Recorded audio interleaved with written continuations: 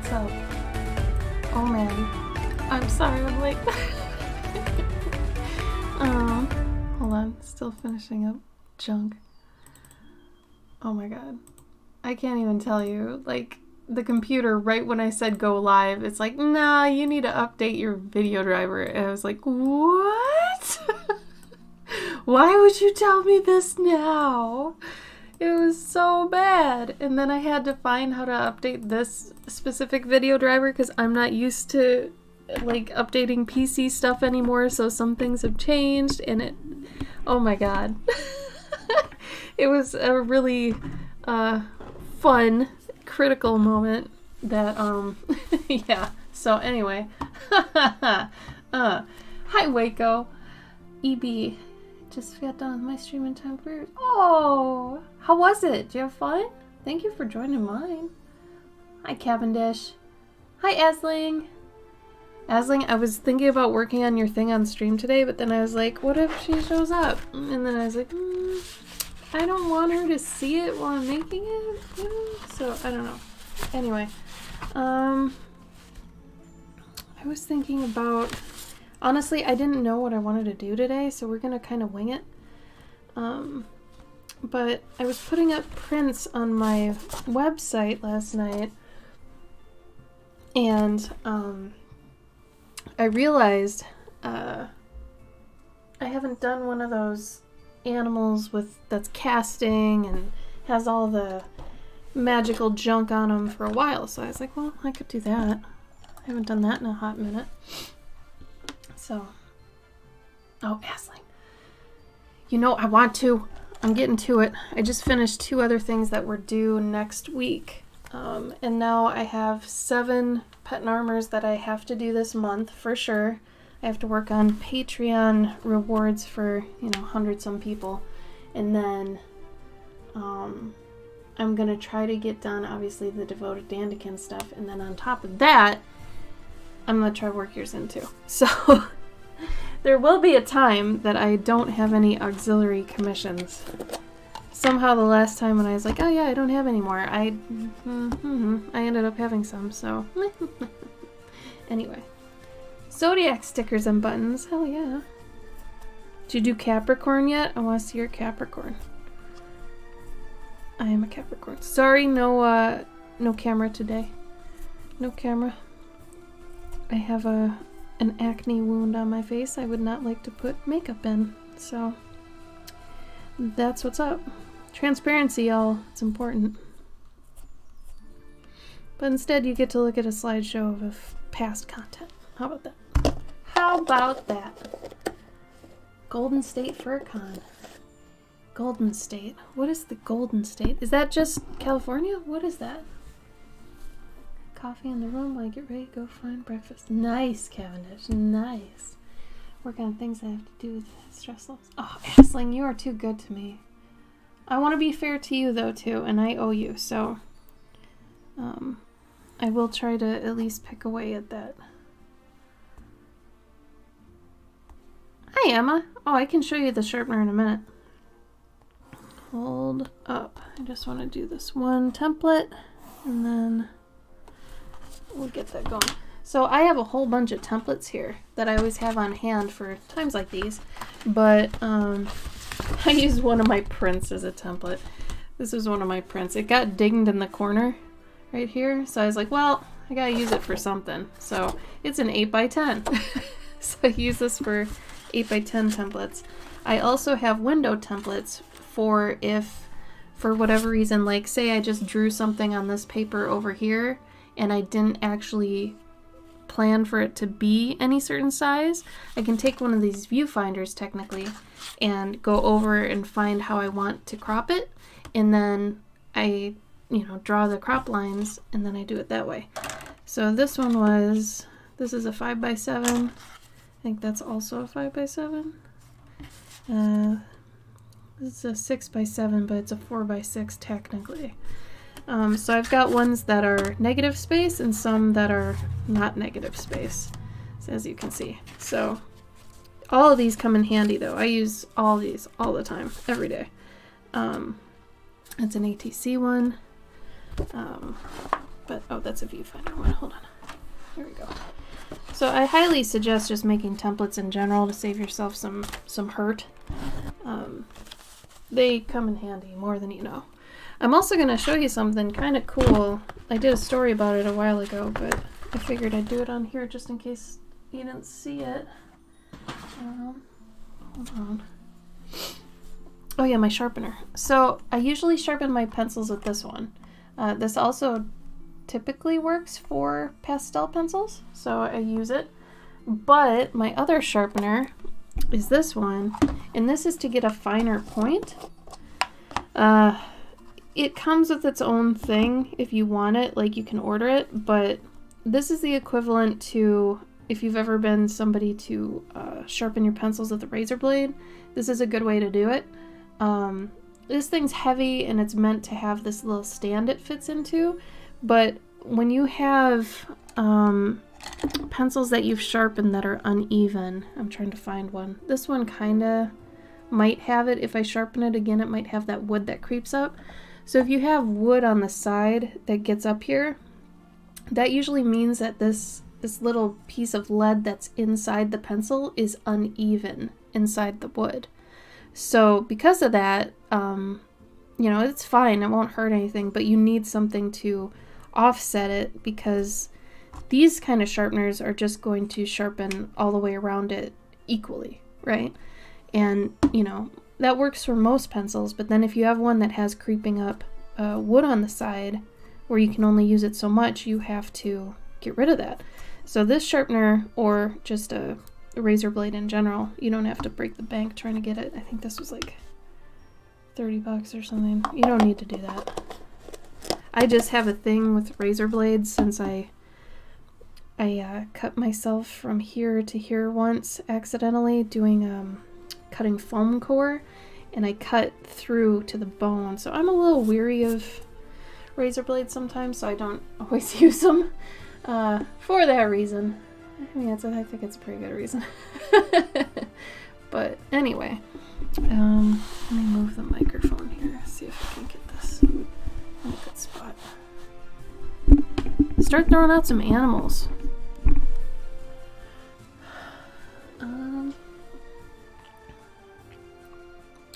It's been a while. Super busy. Good, Panna. Busy's good. Today's stream, I honestly did not have too much of a plan for. Not like last week's stream. Last week's stream was pretty fun. We ended up doing, for those that weren't here, I'll show you what we ended up doing. I made this original on last week's stream, so if you're interested in seeing this, I didn't do the ink outline portion during the stream, so some of you who were here didn't get to see maybe the final.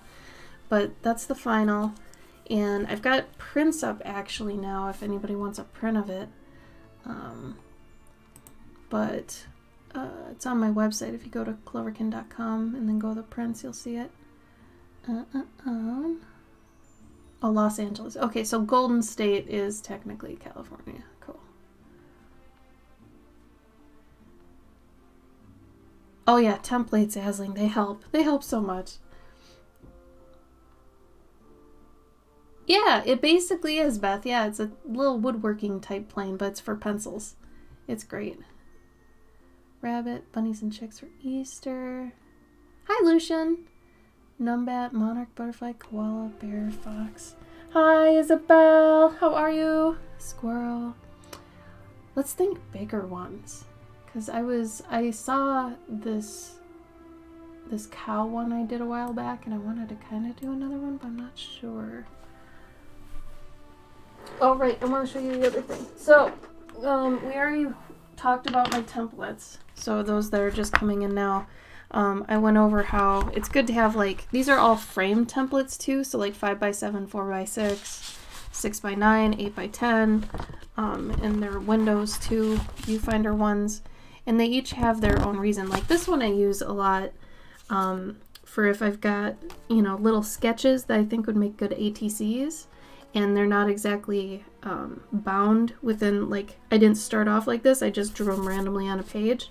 If I want to finish those up to make them an ATC, I just kind of find how I want to cut it and then trace it that way, and it makes it a lot better, you know, that you've got these. So I've got numerous sizes of all those. But really, it takes a minute to make them. They are kind of a pain in the ass, especially the negative space ones, but they are hella worth it. Hella worth it. I actually have to draw a Thulu for one of my patrons. That's funny. A sexy Thulu, actually. I'm good, Isabel. Yeah, they basically are, Isabel. Just throw out big animals if you can. But then we talked about this sharpener I've got, which is good for when you have pencils that have the wood that creeps up on one side because the lead inside of it is uneven. Oh, don't be intimidated by it. Just draw a octopus-headed thing. They're easy. Oh yeah, Asling, if you've saved those, absolutely make those into templates. Hardcore. Ooh, Emma, lion's good. I haven't really drawn a lion before. Oh, elephant. Beth, you might have nailed it with elephant. Yeah, I think we're gonna go elephant. I have such a soft spot for elephants. Oh my god. Elephant. Maybe even, I like Cavendish saying a mammoth. Let's do kind of a cross between that and a mammoth. I might put some hair in some spots, not others. Ah, Emma, I would do a tortoise if I haven't done so many tortoises before. Okay, so another thing before I get started with this, I wanted to talk about cheap supplies. And to do that, I've got, hold on. Oh, there's the cover for my Fae Reaper digital book that's on my site. That was fun. Okay, you know what? I don't like wasting paper, so we're gonna do it in the upper portion of this. So, cheap supplies. Some of you are probably familiar with Tombos. These are Tombos. These are water-based markers. I've gone over these in the past. What the difference is between a water-based and an alcohol-based is alcohol-based, you put it down and it's basically the same color no matter how many passes you do. Water-based, though, act like a multiply brush in Photoshop. So the more times you go over it, the more passes you make, the darker it's going to get. So that's really nice for if you're going out and about and you want like various values with you but not bringing a ton of stuff. They're pretty great for that. So, you know, this is a professional marker, right? These are usually kind of expensive. Well, if you're looking for cheaper water-based markers, look no further than Crayola. Super Tips washable markers. If they're washable markers, that means they're water-based. So, I kid you not, you can use these to do the same thing. And I had done a post a while ago about this, but like, they have a pretty decent tip. It's not a brush tip, you know, but they do the same thing where you can layer and it just gets darker and darker the more layers you do. And they actually blend pretty good, and you can even blend them with a brush, a water brush, like you can with the Tombos. So, kind of a funny little hidden gem here that you can use Crayola markers, and they're honestly not too bad. They're pretty smooth, they make good gradients. So I don't know if I'd use these on any like official commissions or anything, but I mean, they are an option, you know, and there's tons of different colors and, you know, things like that, which is really pretty fun. It's kind of crazy.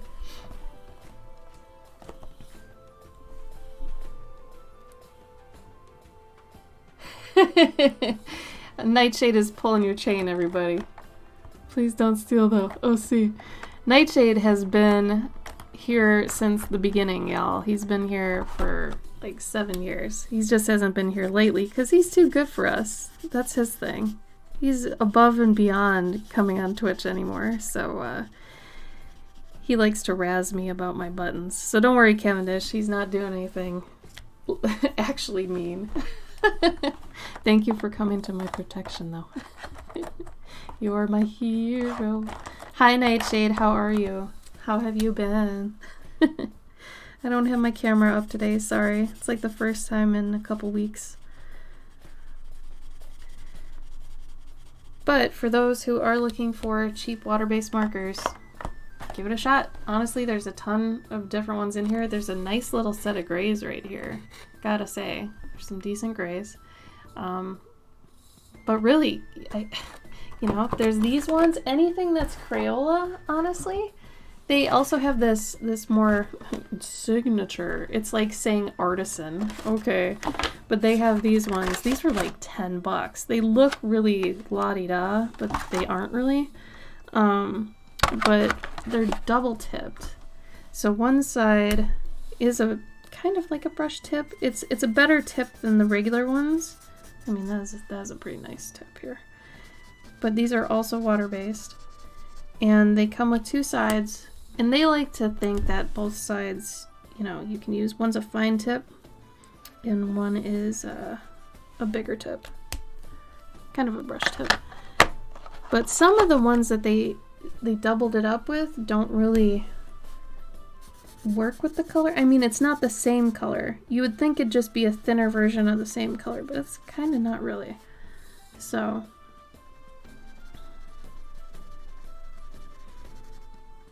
I'll show you here in a second. So see how nice that gradient is? That's crazy. I think this one's more of a peach. Yeah.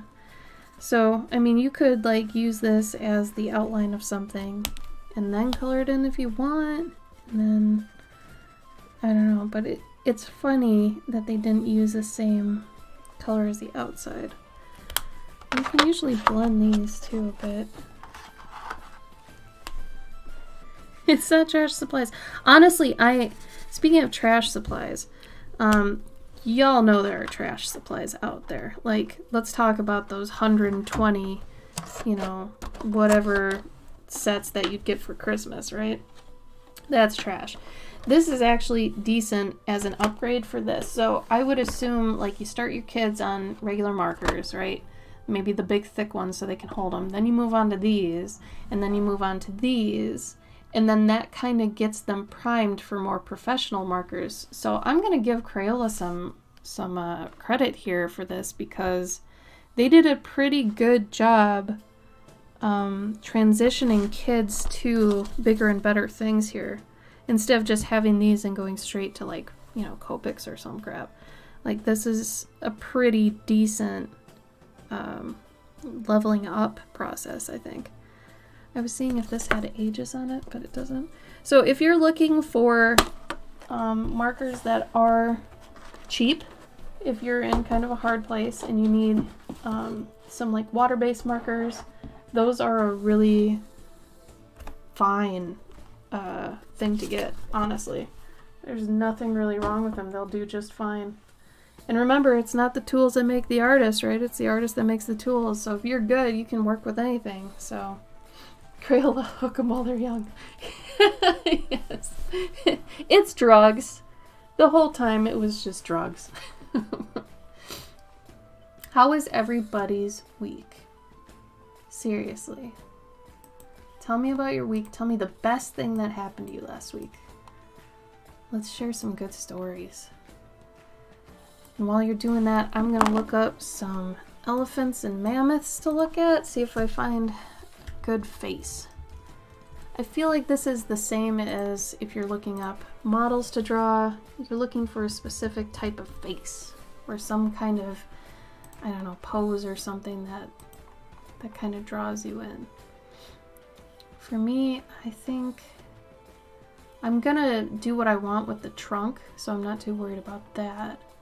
But I think I do want an elephant with tusks. I want their ears to be out. I want their head to be kind of pointed down, maybe? And I'm just using this as a rough reference, so. Hi, Amanda. Honestly, they're just Crayola. They're the better version of Crayola. So these are the regular ones. You can get like this for, I think Gabe got them for like $10. I'm not even kidding. yeah, you can, it's nice because they do have that tip where you can draw thin or thick, so that's nice. But they are water-based. They layer like a multiply brush in Photoshop.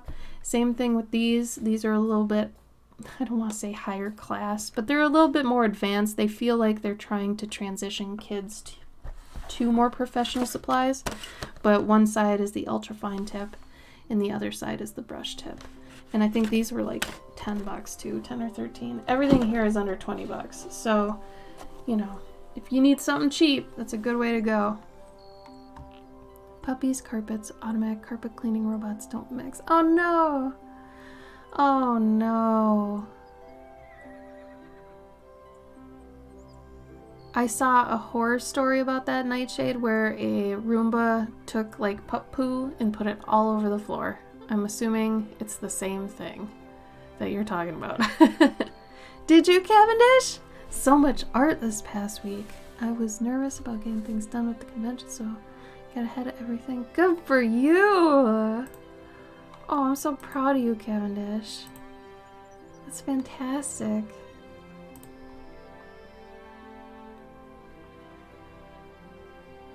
Oh, EB, I just saw your Zodiacs in the Discord. I love them.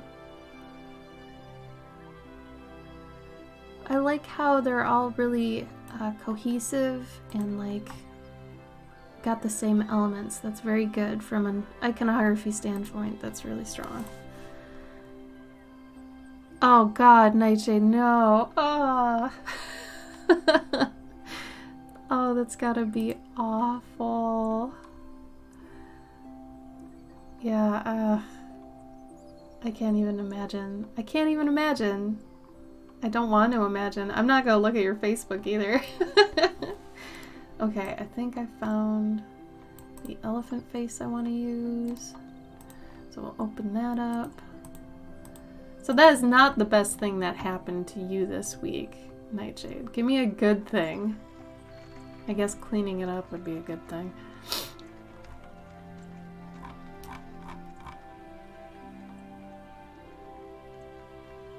I might take the hair of a mammoth and the curling of the tusks and put it on a regular elephant. Because I actually kind of like the idea of that. I'd like certain elements to stay, but getting the feeling is before by. Yeah, exactly. And they're honestly not that bad. As opposed to, you know, Tombos and stuff, because Tombos are great, and honestly I use these a lot and they're not that different. Honestly, the difference that I can see that's the most glaring is that the Crayola ones are obviously a lot more vibrant, and if that's not your palette, which it's not mine, they're a little bit harder to work with. But if you're someone like my husband who uses lots of saturation, lots of color, those work great. He uses them all the time. All the time. But, even so... Oh, hold on. I gotta change my working on up here. This is untrue. We're doing toned stuff today. Tone. There we go. I always say what I'm working on up here in this banner, so... I received handmade watercolors. Hey! Cool! That's always exciting. What colors you got? Oh, do they really, Asling? That's awesome. I didn't even plan for that. How great. I would say that's pretty fortuitous, huh? Alright, so elephants have kind of a longer face. They got this kind of shape. Goes up, they've got eyes. Come out about right here. I'm doing a head-on just because I just want to do something easier today. I did taxes this week. That's what I did, and I am not happy. This was the first time filing jointly with my husband, which I guess normally we'd get some kind of a tax break. But man, being two independent artists, we had to pay in quite a bit. So we're going to be pretty poor shortly. But that's just kind of how it goes, you know? I mean, I'm not saying I'm upset that I have to pay that because, I mean, since we don't have normal jobs take, you know, some taxes out with every time you get paid. So that when you get your 1040, you might actually get, oh my God, a refund. I haven't gotten a refund since I had a day job. So, if you're gonna be an independent artist, freelancer, what have you, you have to be prepared for that. And we usually set aside money for taxes specifically throughout the year. But since we had unemployment compensation due to, you know, the virus and everything, that ended up being taxable income. So if anybody else was on unemployment last year, they're gonna tax you on all that. So that was kind of a crappy thing. But at least we got it out of the way. That's the good thing. Red, a yellow, blue, got some dog cards, and a small ceramic mixing palette. Yeah! Oh no, Nightshade, I'm sorry. God, property taxes. That's always like a punch from left field. Really it is. Every time we get it, it's seriously like, I forgot about it. Every single time. It's the stupidest thing. Oh yeah, please do, Emma. There's a channel for supplies, so throw them in there. Yes, I'm gonna do this one semi-realistic, just because I don't feel like stylizing too much right now.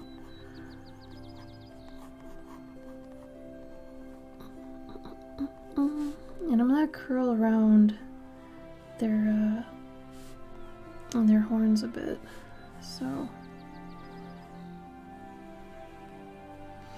And then we're gonna jazz them up with a whole bunch of jewelry and fabrics and things. I might actually give him a hood. I do love the idea of a hooded elephant. So I'm gonna actually block that in right now. Which, it kind of doesn't make sense because the whole side of the hood would basically be a hole. Right? So I'm gonna actually put that in too, so you can see that the majority of the hood is a hole.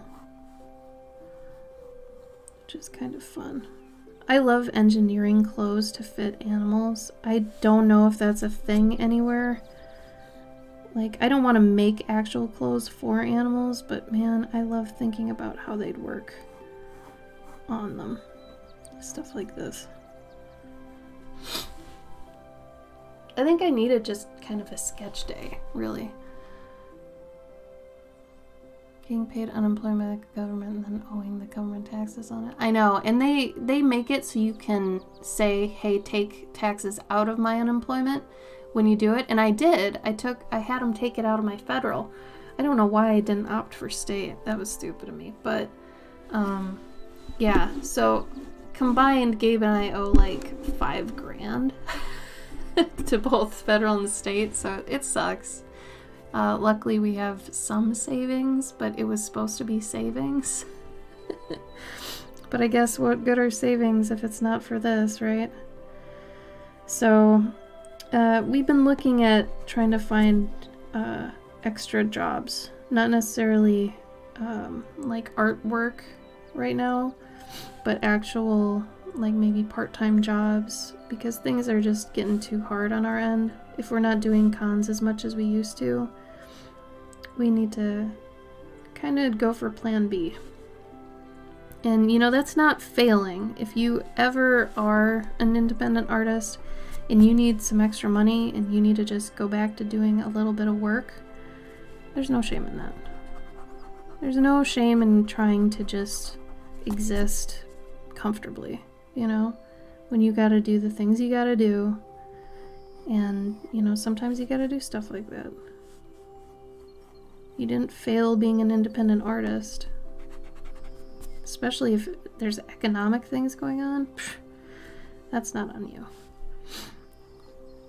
Okay, let's see.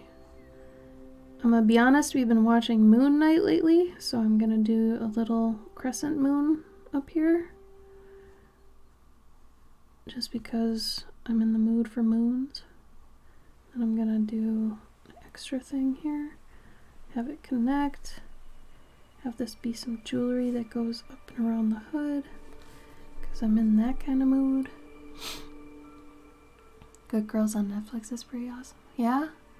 I'll have to check that out. That looked funny. That's got Donna from Parks and Rec, doesn't it? I think that was the main reason Gabe and I wanted to watch it, because she's just, oh my god. I think her name's Retta. In real life, she goes by Retta.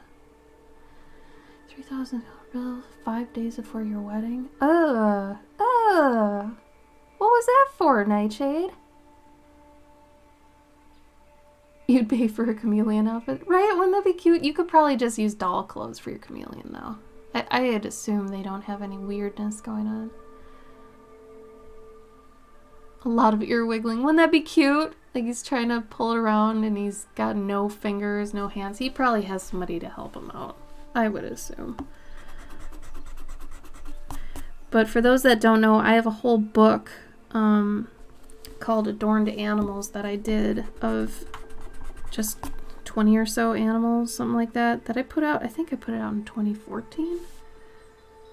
Something like that. Man, I am trying to get this like this one.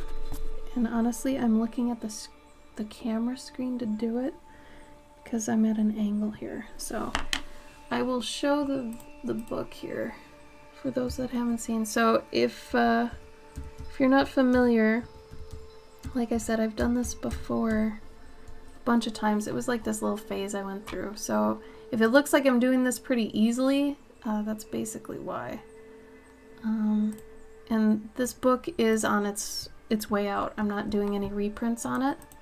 So if that looks like something you want, you know, it's the last time I'm selling it. Once they're gone, they're gone. Their trunks are basically hands. Yeah, they really are, right?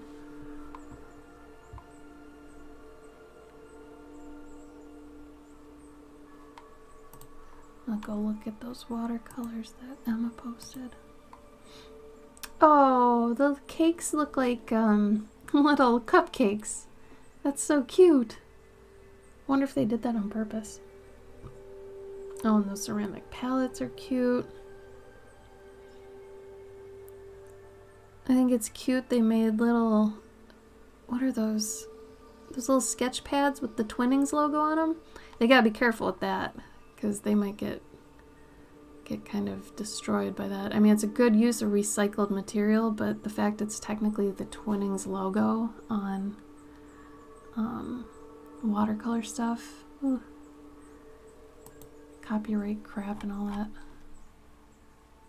Yeah, they gotta be careful. As long as they're not saying, like, you know, we work with Twinnings, but it is a commercial thing that they're doing with it now, so they gotta... But those are beautiful, and that is a really good reuse of, like, you know, materials. I like it. Has anyone ever encountered a goose and thought, wow, what a precious creature. I'm so glad these exist. I have one who made a home in my backyard and is the absolute worst. It's now his backyard. No, not really, Nightshade. I honestly hate how much they poop around. I'm not into that. But, hey, geese. I don't know. I don't mind them if they're not near me and they're not pooping everywhere, but I think they're angry by default, you know?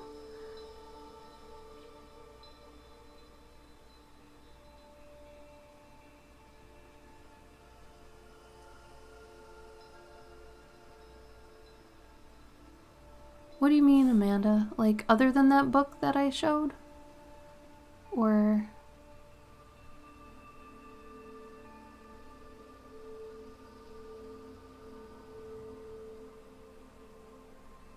Oh, like 4 other people, take those and make them like journal pages for other people to draw on or write on?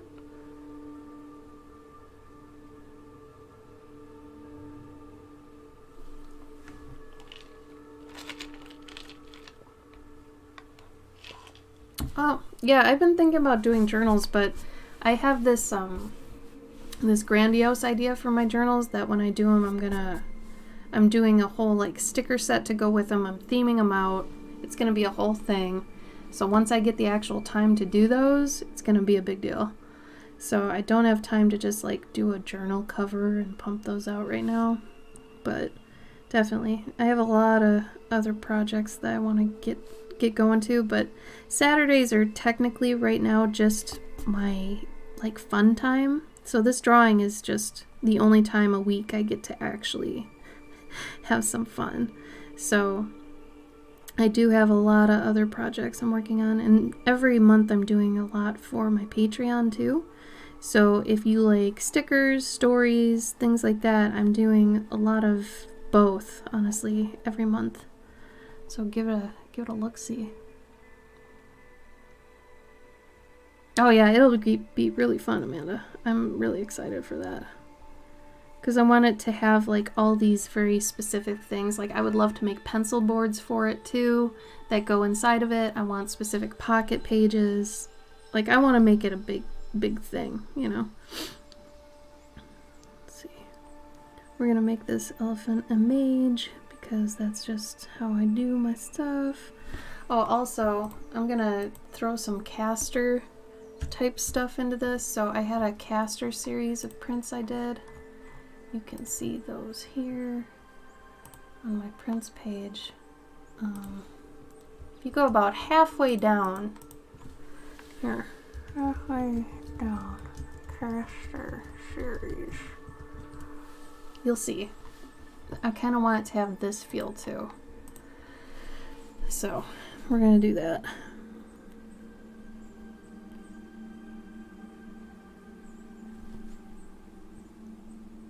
I like mixing magic, jewelry, and fabric. It's a pretty fun deal.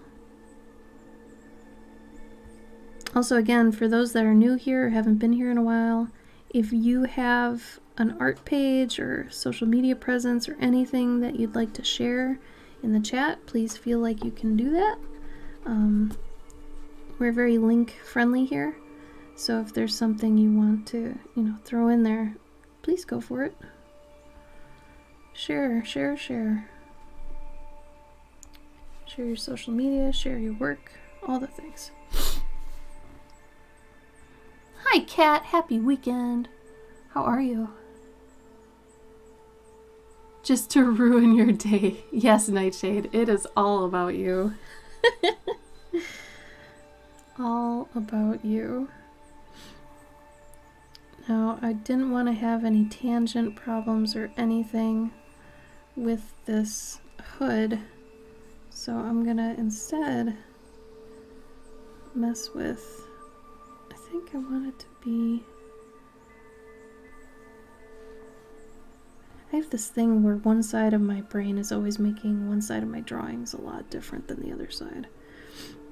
There is a way to traditionally flip, and I've done a tutorial on that, but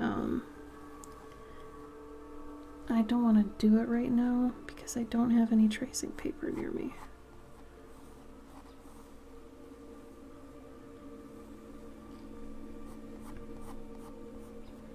I want to make the trunk kind of part of the spell or the ritual that it's going to be doing.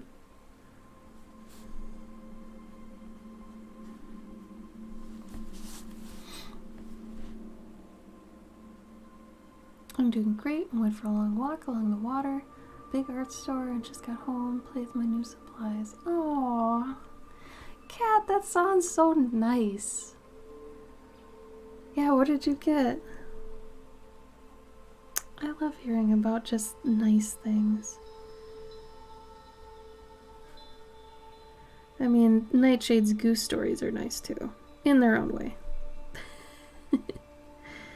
I just get tired of so much negativity online that it's like, I just want to hear the good things that have happened to actual people nowadays. You know? There's too many bad things happening. I'm not going to do this too dark because I do want to go back to this and put some jewelry on these tusks. But I also want to make sure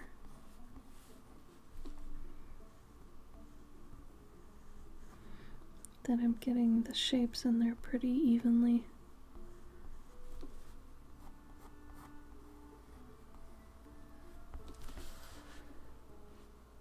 See, I'm doing it again. This is supposed to be down a lot more.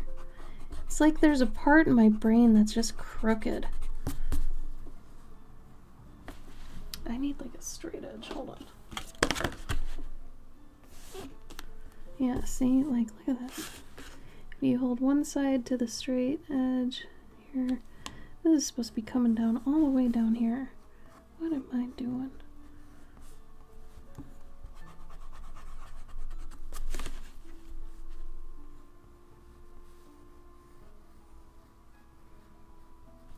And this part is supposed to go to there.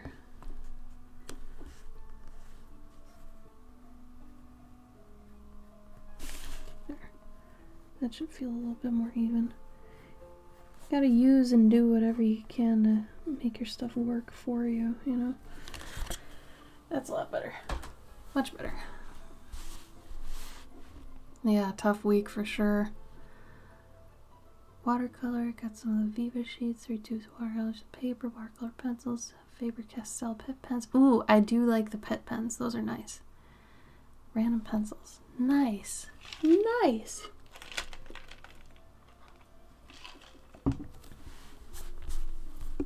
I'm proud of you, cat.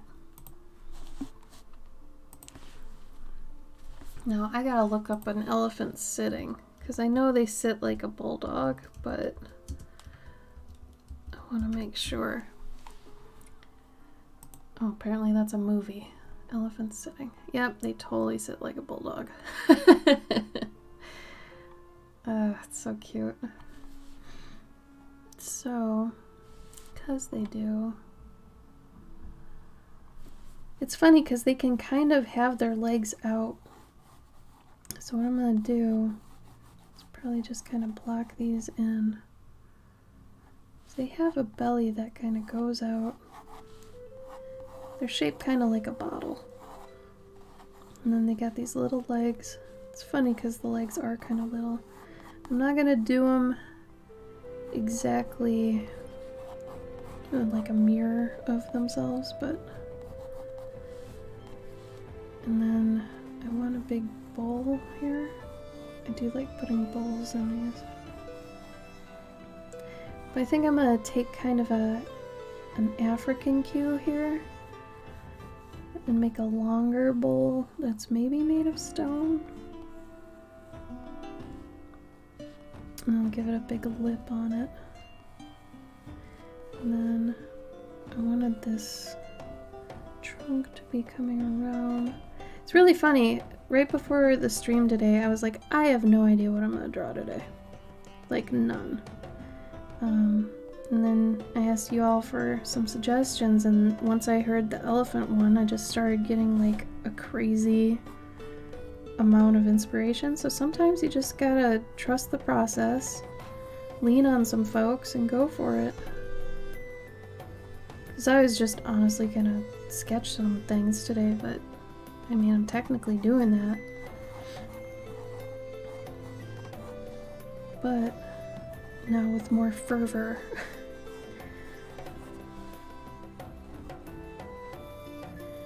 It sucks because I wish their hands could kind of, I guess, like curve, but it's a pachyderm, so it's got those flat feet.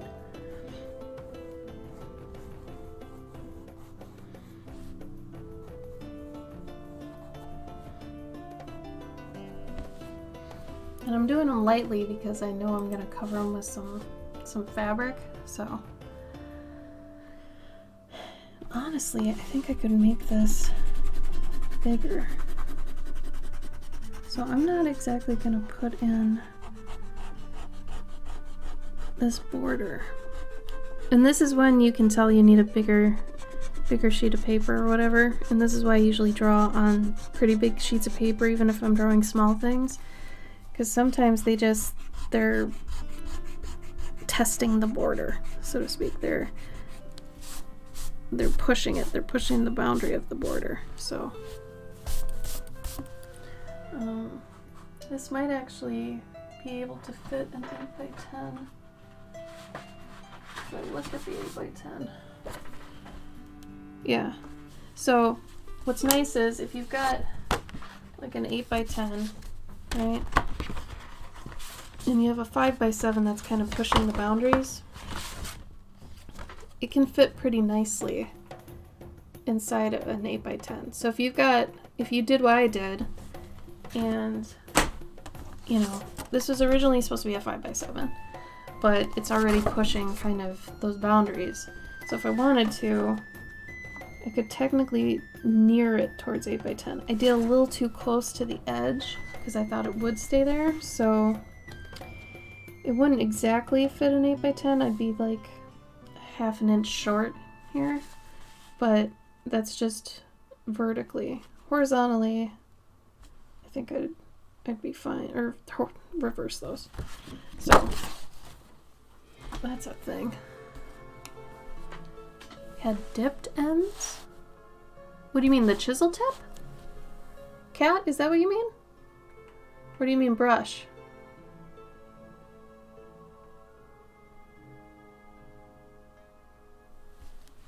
Had dipped ends pencils?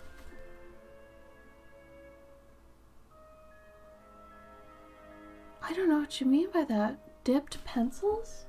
What do you mean?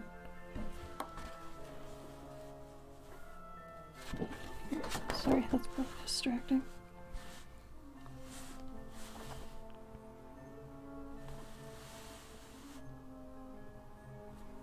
Let's do it and see what this looks like.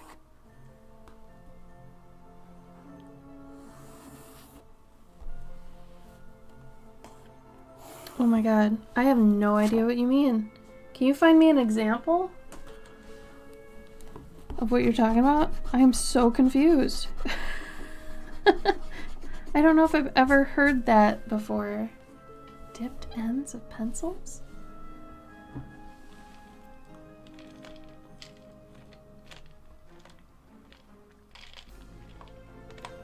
Oh, you mean when they're in the boxes when you're going through all the pencils?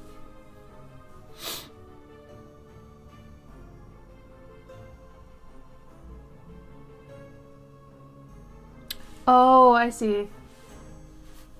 So you mean these? Yeah?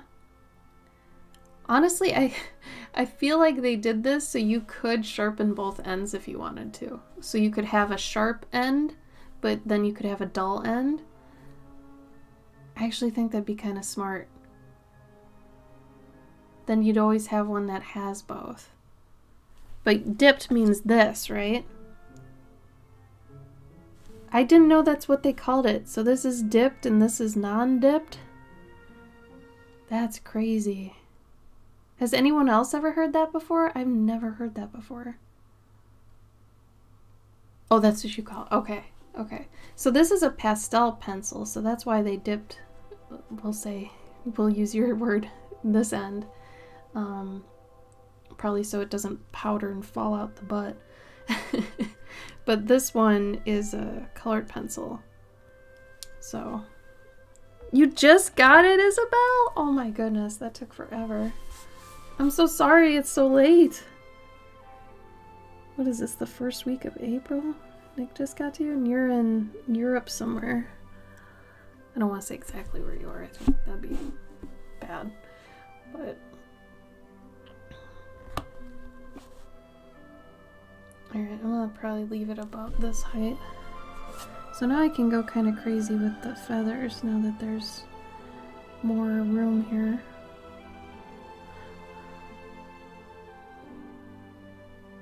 Oh, really, Kat? Kat, that's crazy that you didn't get yours, but somebody in Europe got theirs. You're in Canada.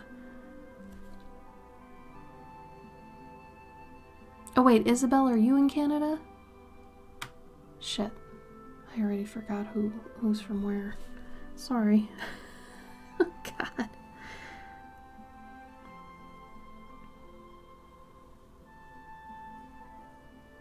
For those of you that get both Clover cards and Guardians, do you like that I've now combined sending both to you in the same package, or did you like having different envelopes show up? Kind of curious. I changed it and haven't heard from anybody, so I didn't know if people liked it, hated it, what. You like it? Okay, cool. It's kind of peace of mind for me too, because then, you know, they're together. Plus it's cheaper, honestly.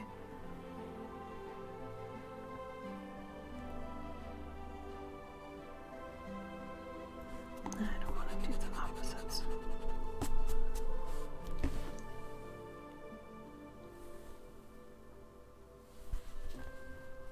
Is that like a hop, skip, and a jump away and it still hasn't gotten there? That's ridiculous.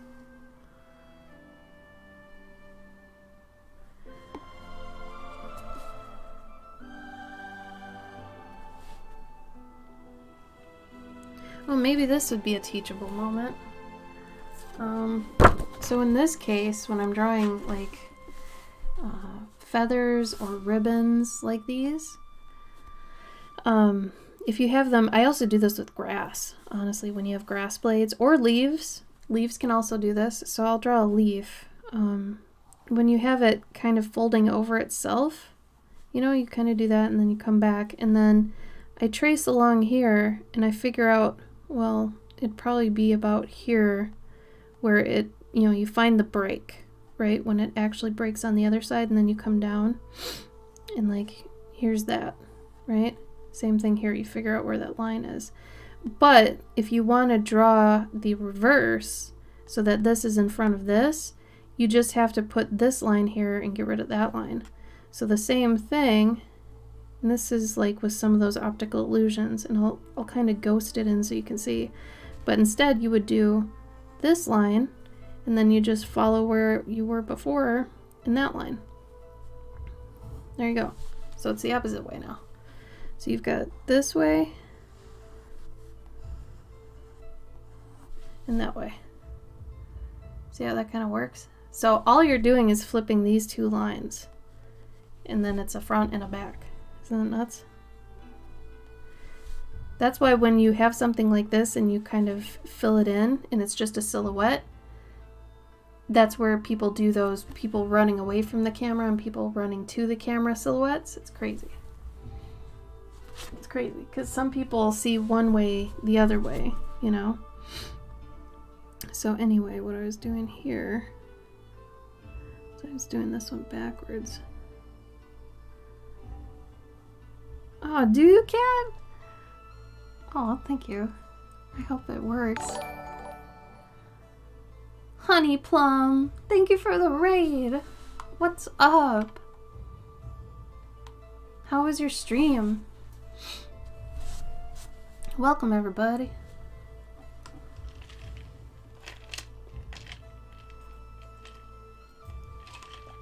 Welcome, welcome, welcome. Totoro, honey, hi. Did you have a good stream? What'd you do? Yeah, and feel free to share art or anything you've got going on. Whatever your thing is, we're pretty link happy, link sharey here, so. I do not have my camera today. I am sorry. I usually do. Today we're doing like an elephant mage. So, got that going on.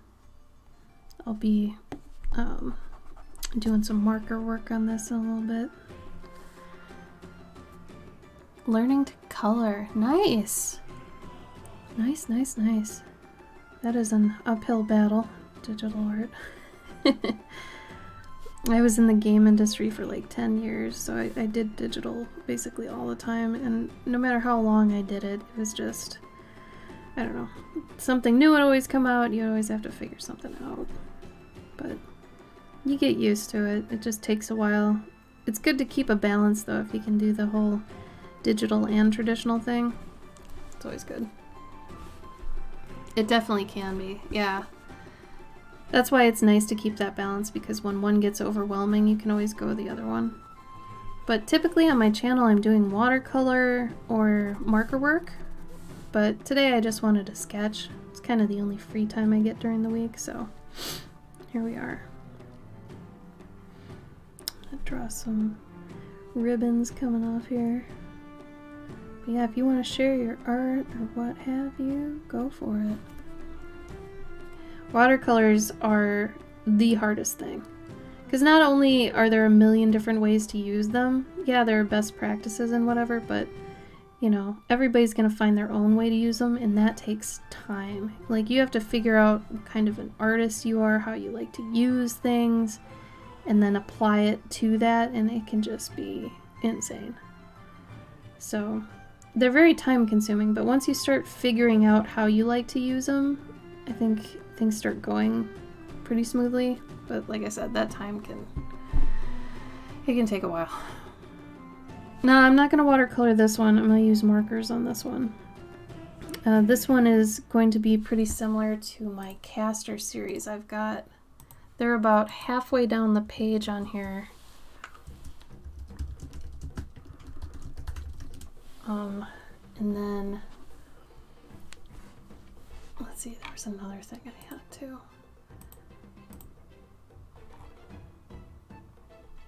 I had been doing ink wash last week. So last week's piece was this one.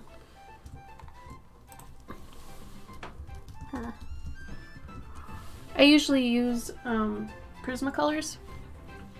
Copics if my Prismas ran out, but typically alcohol markers.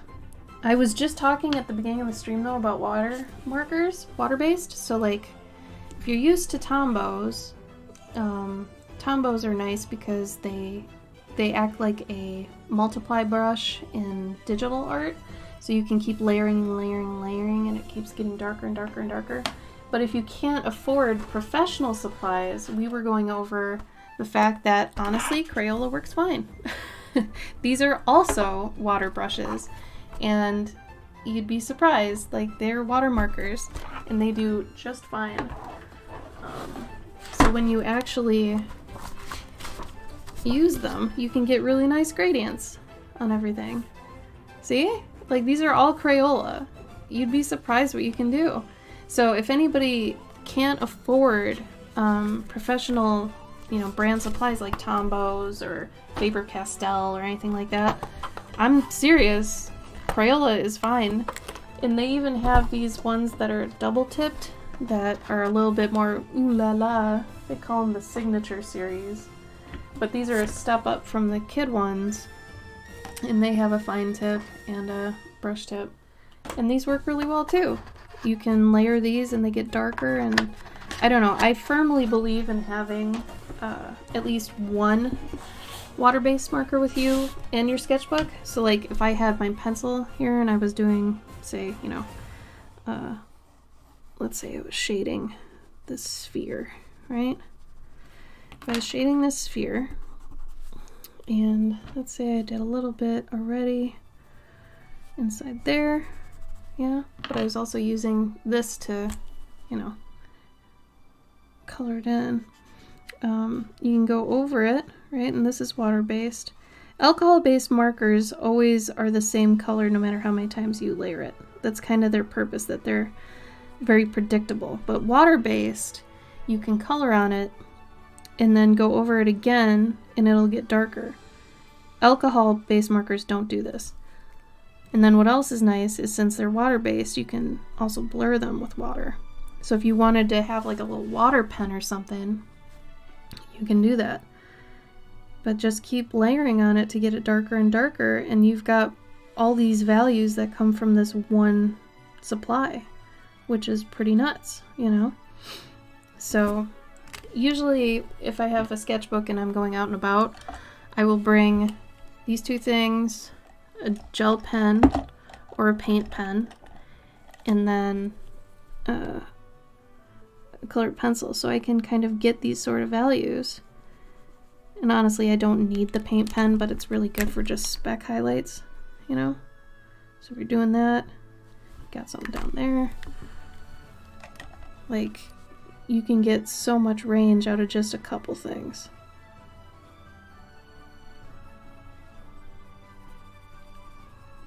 Yeah, if the light's coming from over there. So I highly suggest getting at least one water-based marker to have with your sketch set, but you know, that's up to you and how you'd like to work as well.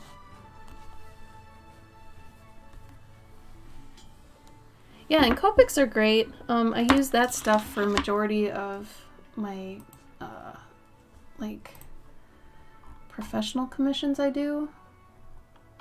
So an example is, like, I do a lot of things like this. If you look at this, this tag has a lot of my marker work because this is typically what I'm doing all the time, or these pet portraits, but they're all done with marker, colored pencil, and pastel pencil. So, oh, I'm sorry you had to leave them though. That's a bummer. Maybe get some Crayolas, switch over to water-based for a while, see how you feel about it.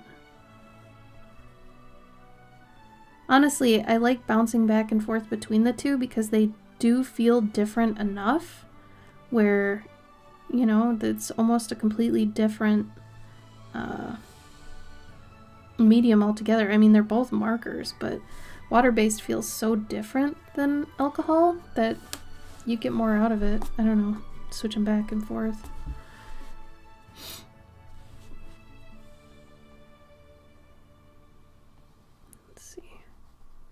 What's everybody else up to, though? Is anybody else doing art right now? And honey, you mentioned you just started doing digital today. What do you usually do on your streams? If I might ask.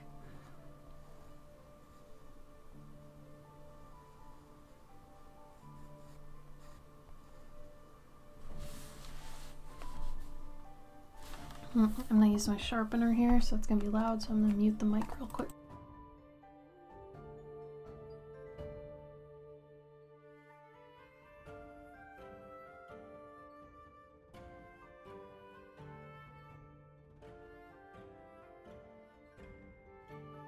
A lot of Elden Ring lately. Nice.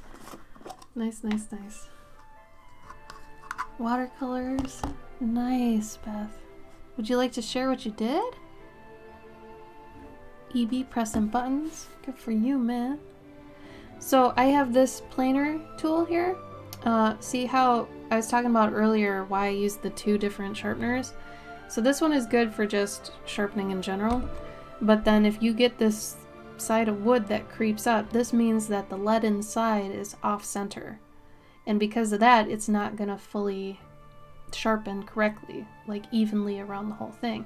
So when this happens, A, it sucks, but B, you can take it here and you can just lower it by doing this. And I mean, you can do this with just like a razor blade too, but I don't know, I find it difficult to hold a razor blade and do this at the same time. And it's a lot smoother and more round than if you had just done it with that. It'll come out kind of more chiseled, you know, like straight edge sides. So if you want a more uniform, you know, outcome, this thing works pretty good. Cat's swatching and watching. Oh yeah, Beth, feel free. Mi casa es su casa. Alright. I like using the parts of the animal that are really interesting and very specific to that animal to put certain things on, so I'm thinking about putting another jewelry bit here and just connecting it down the trunk. I like the idea of a teardrop shape here. But I also really like dangling things, so we'll do a double dangle here. I'll zoom in for the moment.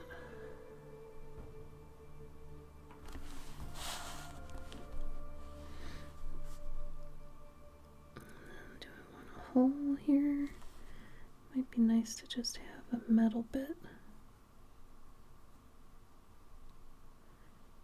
Yeah, we'll do maybe there. No, not like that.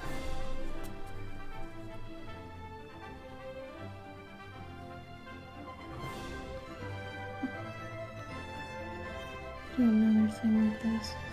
Maybe just a metal plate that's here with a hole in it.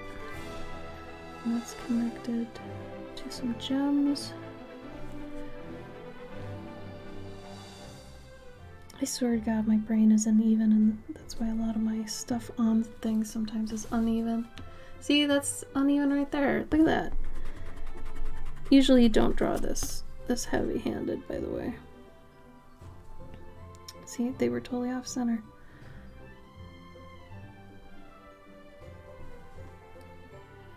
Yeah, that's a bit better. Ooh, that's kind of fun, Isabel. Yeesh. Beth, are you copy-pasting them in, or are you uploading them?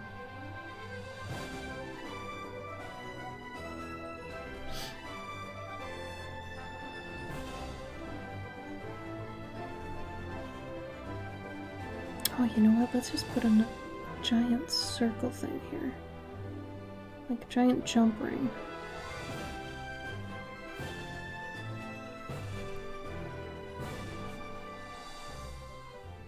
Kind of want to make it flare out too. I just saw a belt buckle that looked like this recently, so I'm gonna kind of take that shape, put that in here. So that'd be cool. So it's like chain jewelry, kind of.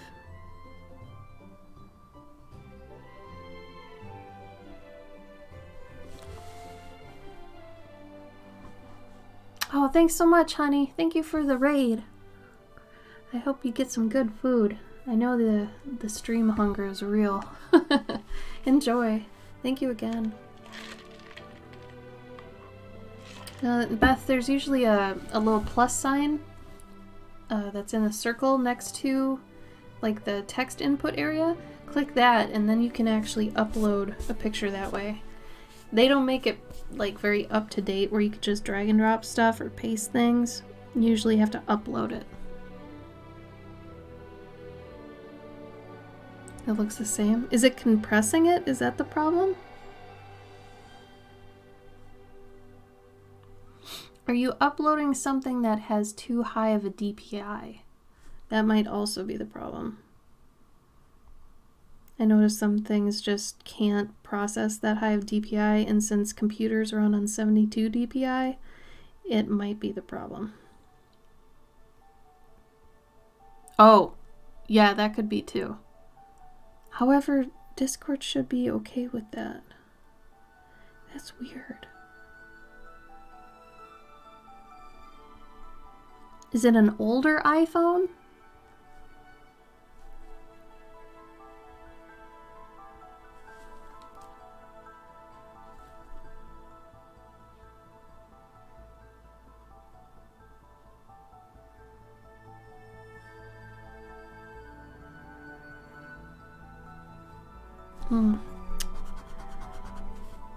I like this idea.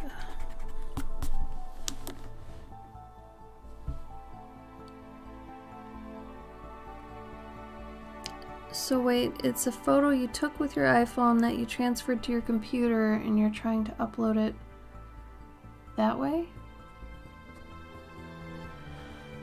Can you open it in Photoshop? Because if you can't open it in Photoshop, it might be corrupted or weird or something.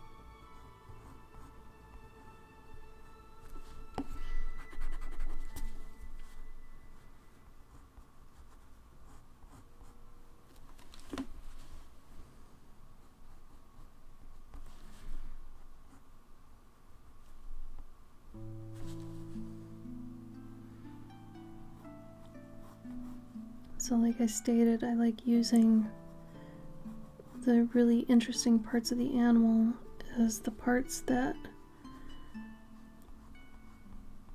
you know, most of the things are calling out to.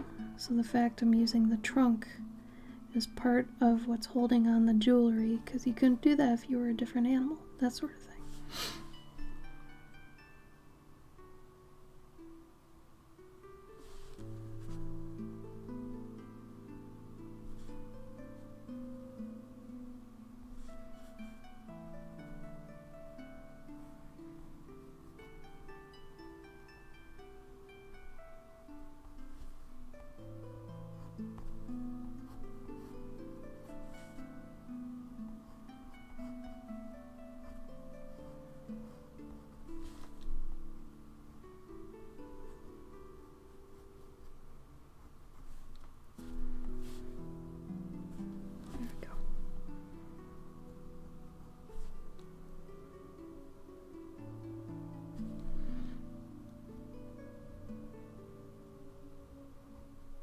I'm putting little end caps on the tusks.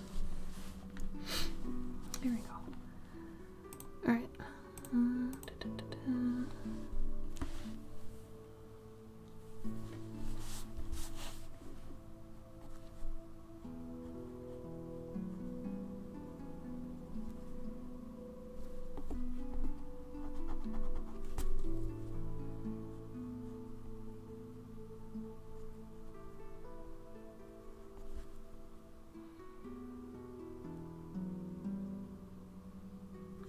That's so weird, Beth.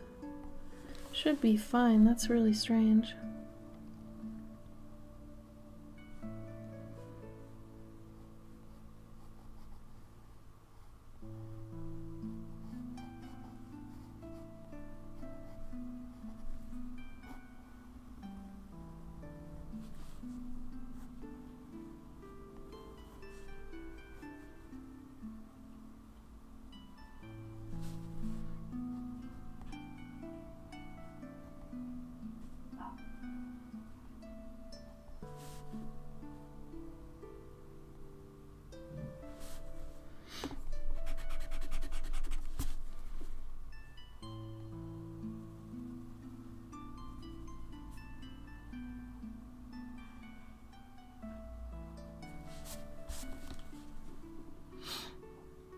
Gotta look and see where the cheekbones on this elephant face are.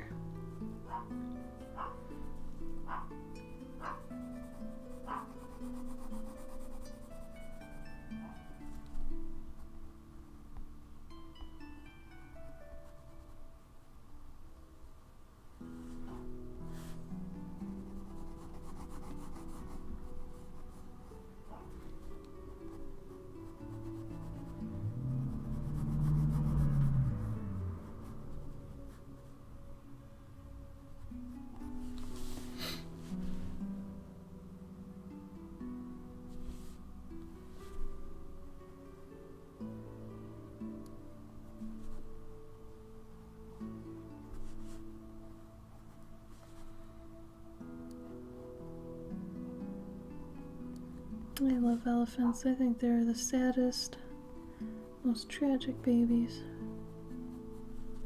I wish they were safer.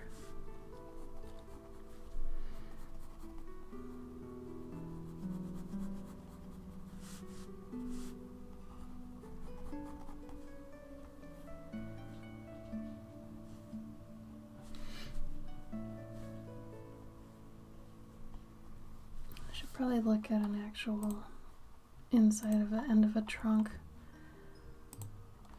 Sometimes I think I remember it. Oh, there we go. It's kind of like that. I almost want to give him a tusk piercing, but that might be kind of weird.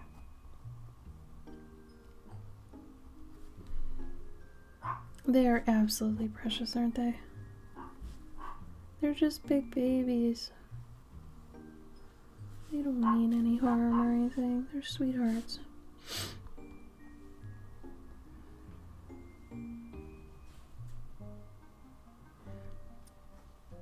feel like they would have a lot of ear clamps if they had jewelry. Like most of their stuff would be ear clamp jewelry. Hold on, I gotta find another straight edge.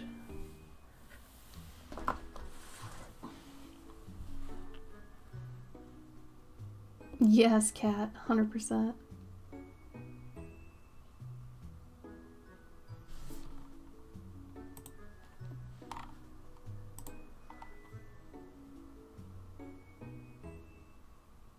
Oh yeah, HEIC files. Yeah, they don't like those. Those are totally phone files for sure.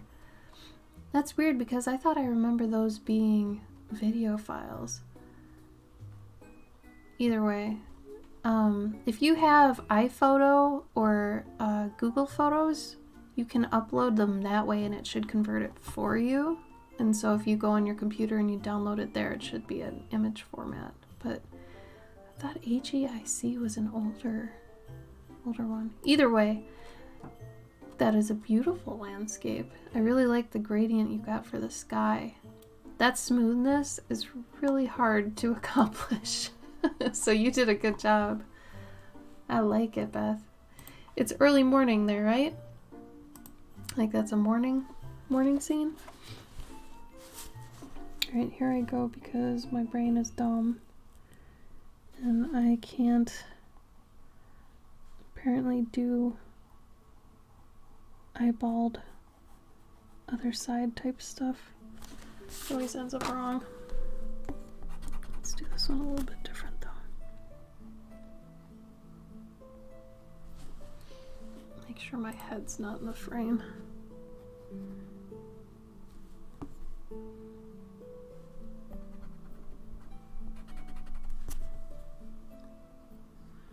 How were the trees, Beth? Were the trees really fun to do? Something about painting trees where it's like there's not really much pressure because trees are just so organic you can't really do it wrong. So when you're painting them, you feel kind of free. Like those trees I was doing last week on the stream with the ink wash. That felt really nice.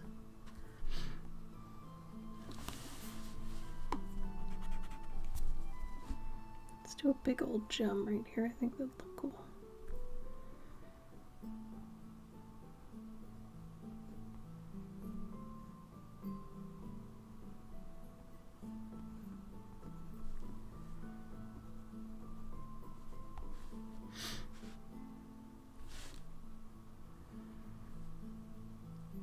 I feel like doing a chain.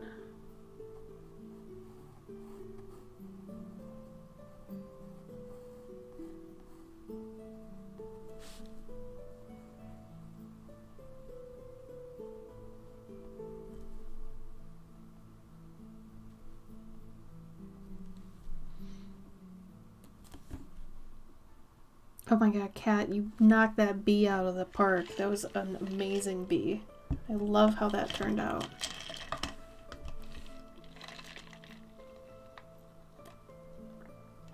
Yeah, it's free and fun to paint the trees. I think it looks more like sunrise because of the colors you used. If it was sunset, it would have been a lot more pinks and like purples and oranges. But since it's a lot more yellows and light blues, it looks very much more like sunrise.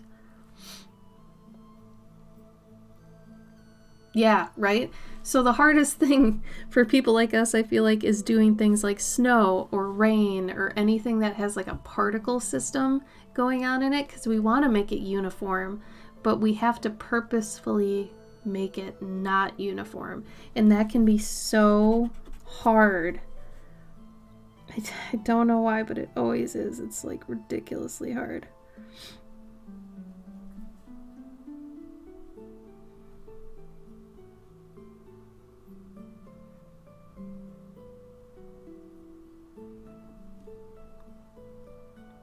This is really nice for me because this is how I doodle.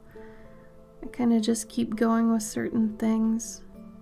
in the piece where I'm like, yeah, I want to change that to be more like this, and then I'll, you know, do that, and then it's kind of like I just go with it. I'm not planning too hard, which to me is doodling. If you're doing something you don't have to think too hard about, you're doodling. And I feel like you can doodle with anything. If you're just playing with clay and you're not really doing anything, you know, mind intensive or anything like that, you're doodling with clay, but you're doodling, you know? Doodling, noodling, whatever you want to call it.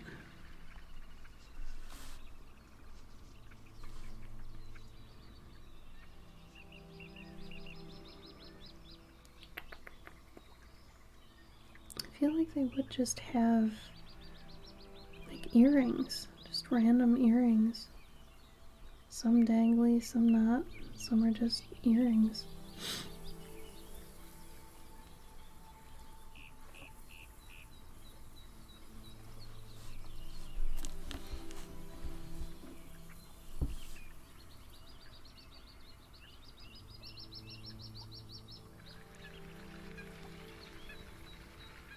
Oh, what are you doing, cat? What's relaxing? Trees? You doing some trees?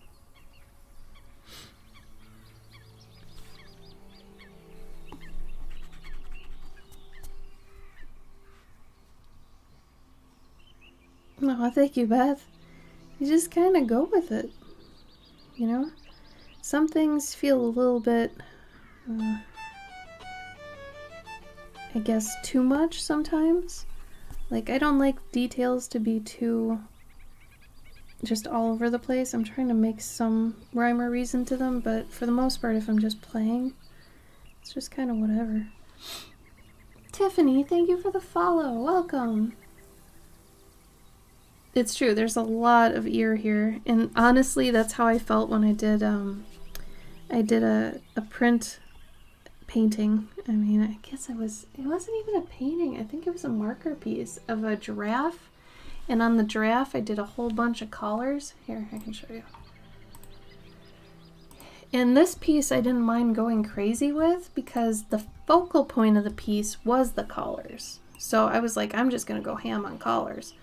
But for this piece, since the focal point isn't really the earrings or the ears per se, I don't want to draw too much attention to them. So you have to figure out where's the attention going to go in your piece. And for me, it's probably going to go in the bowl area where the magic's going to be.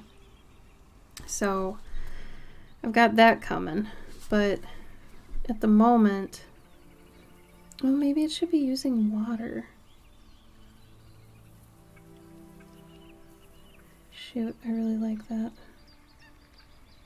It might be kind of gross, but I'm into it. For this time only, I'm into it. Yeah, so maybe in the bowl, we'll be having some magic happening here.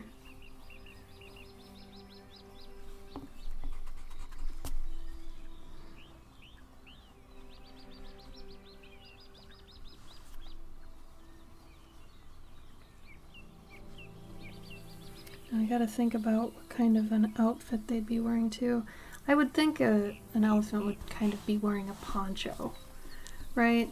Like, that just seems like it makes sense. So, since they're already wearing a hood, I can kind of take that and make that a part of, like, a mantle going down here. And it could be, I guess, a cloak, but I can't see them wearing sleeves. So because of that... Right, Beth? Isn't that kind of fun? That was another piece I just had fun with. Hannah! Hi.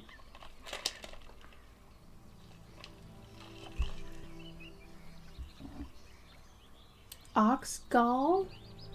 No. What is that? Is that like the paint puck things? Or what does that do? Ox gall. What is that, Hannah? I've never even heard of that before.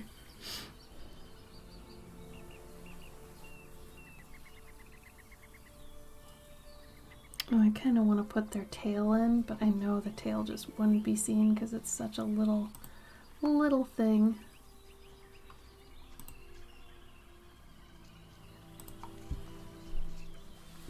All right, time for the fabric.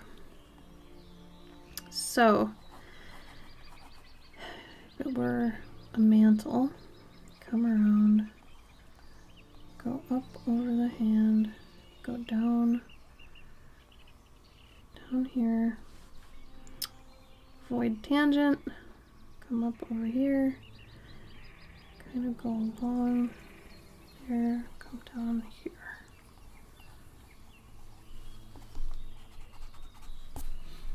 Something to that effect. So let's erase my actual lines. That seems pretty okay. Though I think this part's going to end up being behind this knee. Because of that, I can kind of work that into it. Where this hump of fabric is being stopped up by the knee. Have that go up and around. Gonna have the fabric go underneath the tusk. Come down here, come around. It's kind of thick fabric too, so it has to have some girth to it. It's gonna come over here, it's gonna bunch up a bit. Right. Come down there. Go back up. Yeah, that should work fine. Panna, probably marker. It's probably gonna look like my Caster Series ones, so we'll have some magic going on and a bunch of other junk, but mainly marker.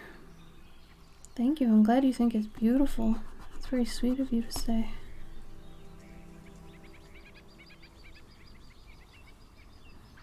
Let me check. It's not actually emulated. If it's a medium, you put in your water when doing watercolor and increases the wetting and flow of the paint so well, and also increasing work time. Dry slower. Really? So it kind of makes it almost like changing watercolors into oils? I have never heard of this. My husband hasn't either, I don't think. You know what? Let's ask him.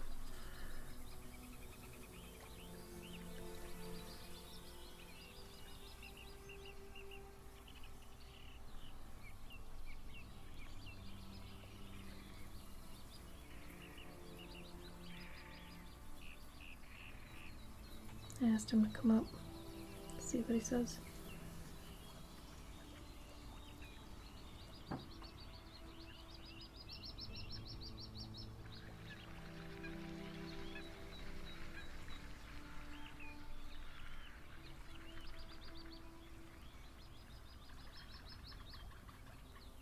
Oh, okay. He's laying the dogs out. I'll have him come up after. I'm curious if he has. Alright.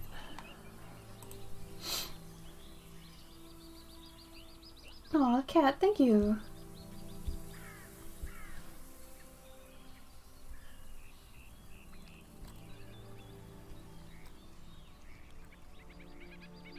Well, Panna, I'm gonna have to try that then. Maybe I can get it in time for next week's stream.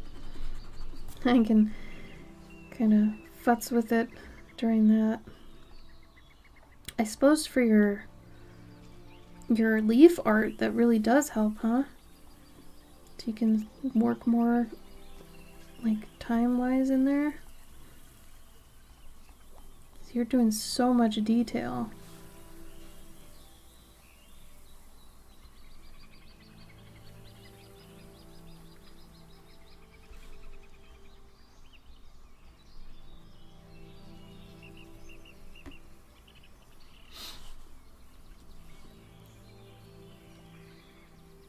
Wetting agent used to improve flow when mixed directly with watercolors. It can also be used on very hard-sized papers to reduce surface tension. Huh! Well, I'll be damned. So I'm assuming that's meant more for your clean water. So when you've got 2 water cups, you've got the 1 water cup to clean your brush and the other one to dip with clean water. I assume you put it in the clean water one. That's great.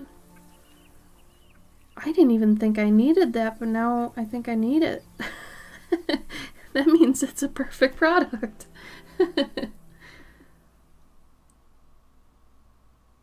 Yeah. Wow. Oh man. As somebody who lives in America, I really have to start like memorizing all the different sizes that are called, you know, A1, A2, A3, all that. I don't have those memorized. I just have dimensions in inches, which is not helpful for anyone. It's best in both because then it really mixes well with the dirty water too, and I guess you end up with more on your brush. Wow. Weird. You're really pitching this as like a magic solution, literally, so I really want to try this.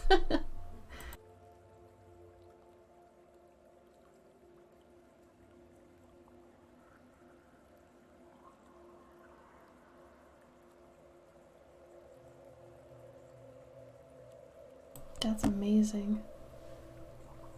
Really? You wish you knew the opposite? That's pretty funny.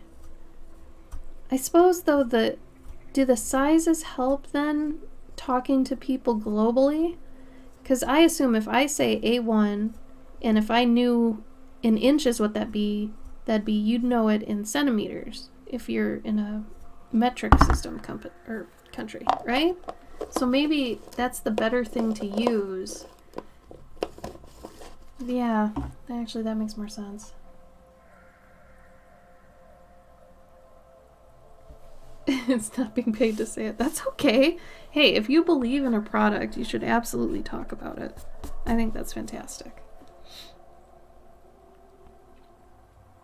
Well, bless your painting teacher. It really does sound like it's a wonderful catch-all.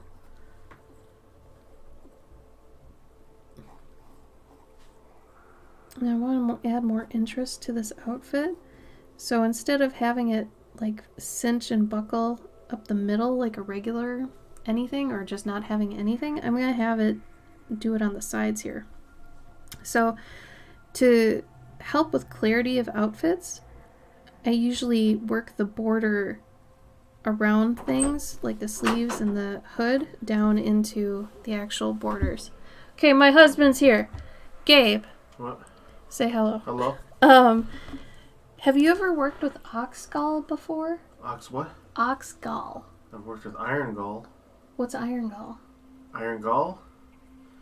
Yeah. Oh, ink made like super crazy ink. It's ink? Yeah, I think. Okay, Oxgall though is like this stuff that you put in your water, and it makes it so your watercolors, like it keeps them wet longer, but it also helps with like the color dispersion and stuff. Apparently, like it's a thing. Oh, so then that's the reverse of iron? No, there's something else that is like the exact reverse. Is it really? Yeah, and it makes things more granular. Well, Schminky's got one. It's got another name that they've been saying. I think it's like the German name, maybe. And it does what? It just dilute with a little water, mix in here sparingly, clean. Decreases surface tension in colors diluted with water. Leveling agent for watercolors. For professional artists with high standards. Degreasing paint undercoats. Soft size papers. Like it sounded like it just helps overall. Right. And someone in my chat is like swearing by it. Oh, I don't know. I've never. Yeah, I forgot what the other one is, but it makes it more granular. So if you want more of a... Oh, texture for your thing? Yeah. Like for somebody like me who wants more... Do you want to figure out what that is and drop it in the chat? Yeah. Because that might help people too. Are you going to stream anytime soon? No. Never? Not for a while. Not until I get other things done. Okay. Thank you, Gabe.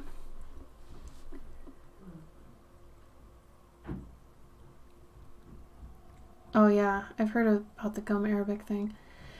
He's talking about something that adds texture though, which that sounds cool too. So then Panna, is this what you were talking about? The Schminky brand? Is that it?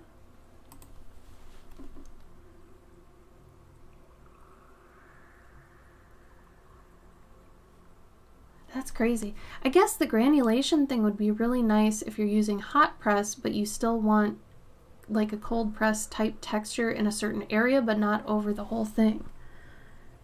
That seems about right. So as I was saying, to make clothing more obvious, I guess, as to where it is and what it's doing and things like that, you can use design aspects of the clothing to carry it out through the piece, so when you have something detailed, people will easily be able to tell that you've kind of made a little pattern in certain areas. So up here, how I've got this border going around, and I might actually add some sort of texture in there, but just the fact that I've got a border and it's got these stitchings in it, if I do that down here or over here and the border continues, this is a design element that will help the viewer discern what's clothing and what's not. So anytime you use a pattern or, you know, a type of clothing cut or anything like that, it can really help your piece overall be more clear. So definitely think about that when you're, you know, when you're creating pieces, because it's little things like that that, you know, they may just look like, oh, they're just drawing clothes, but there's some language there. There's communication happening. Whether you see it or not, it's, you know, it's a visual language, right? So that's there.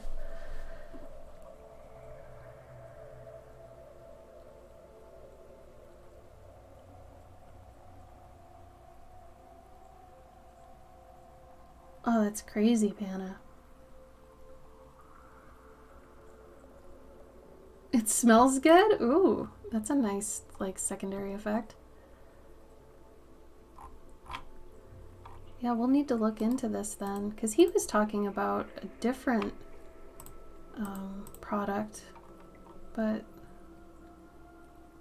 this sounds kind of fun.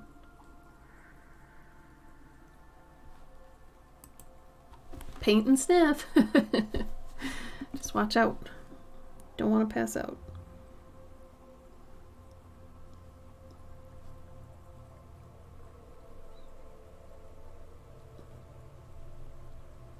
It's like, even though over here there's not much going on clothing wise, if I put in the same sort of things that's going on over here, you're gonna know, oh, that's part of that, you know?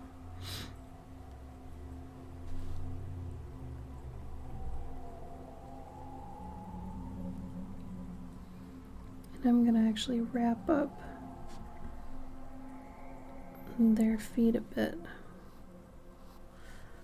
Not with bandages, but just with cloth wrappings. Cloth wrappings always feel very magic user to me. I don't know why.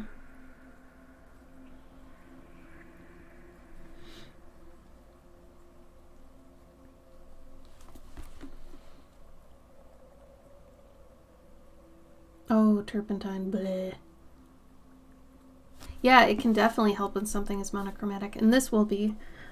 So yeah, definitely when you're lacking things like color or lighting, things like that, you got to make up for it using other things to make sure that, you know, the parts of your piece are clear, right? So doing things like playing then with texture or playing with designs within it, those things you got to ramp up because you're lacking the other things. So just keeping that dialogue open in your head while you're making things is going to make your piece a lot stronger. So not thinking about exactly what you're lacking, but just thinking about what it needs to speak louder, you know, that sort of thing.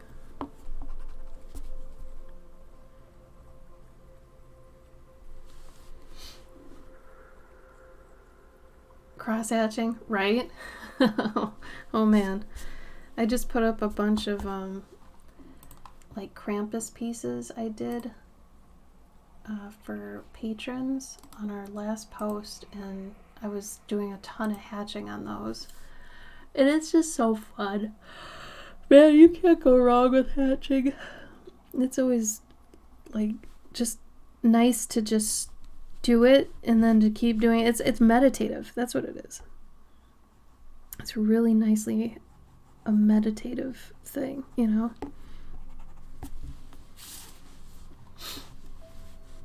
Alright. Now to figure out what's going on down here. Yeah, it really is. And to make each line like really just clear and straight and nice, that, I don't know, there's something about that. It is the repetitive kind of meditative thing, for sure. I think I'm gonna give them kind of foot, this is gonna be funny, but foot cuffs.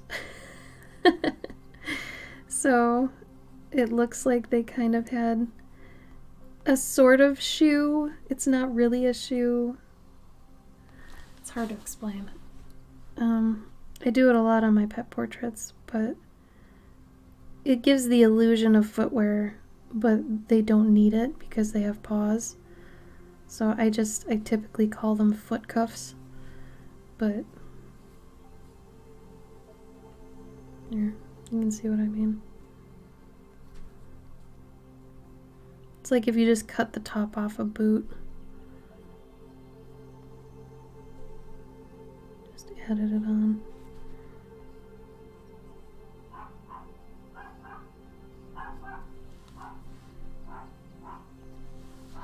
It must be time for lunch for the dogs. See? Foot cuff.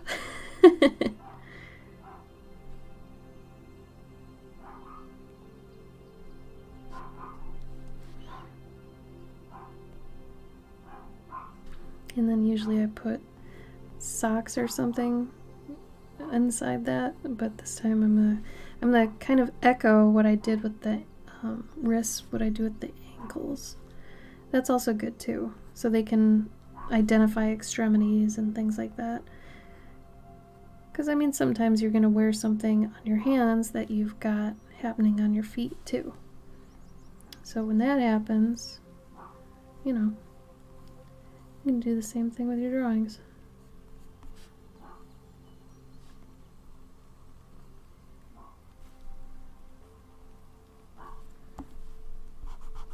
I know they probably have 4 toenails. I think they have 4 toenails, but I'm only doing 3 just because I like this visual too. Just the 3. I don't know. This is the knowing the rules to break them thing. I know what they have, but I don't want to use it. I don't want to do it that way. Sometimes that's just what it is.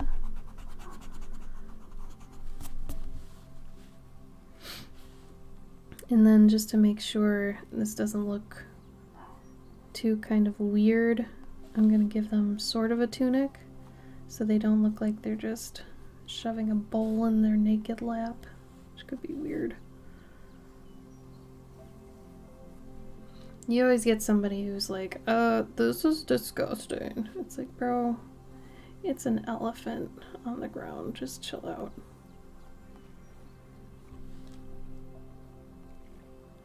You get the people that nitpick your fantasy, and you have to remind them, hi, it's fantasy. Some people totally forget, and they want to just pick it apart scientifically and everything. It's like, it's fantasy.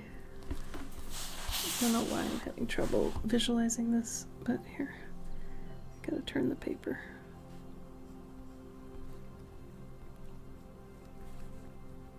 Gotta turn the paper sometimes.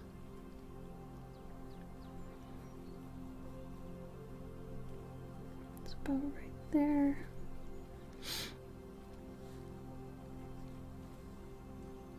It's about there.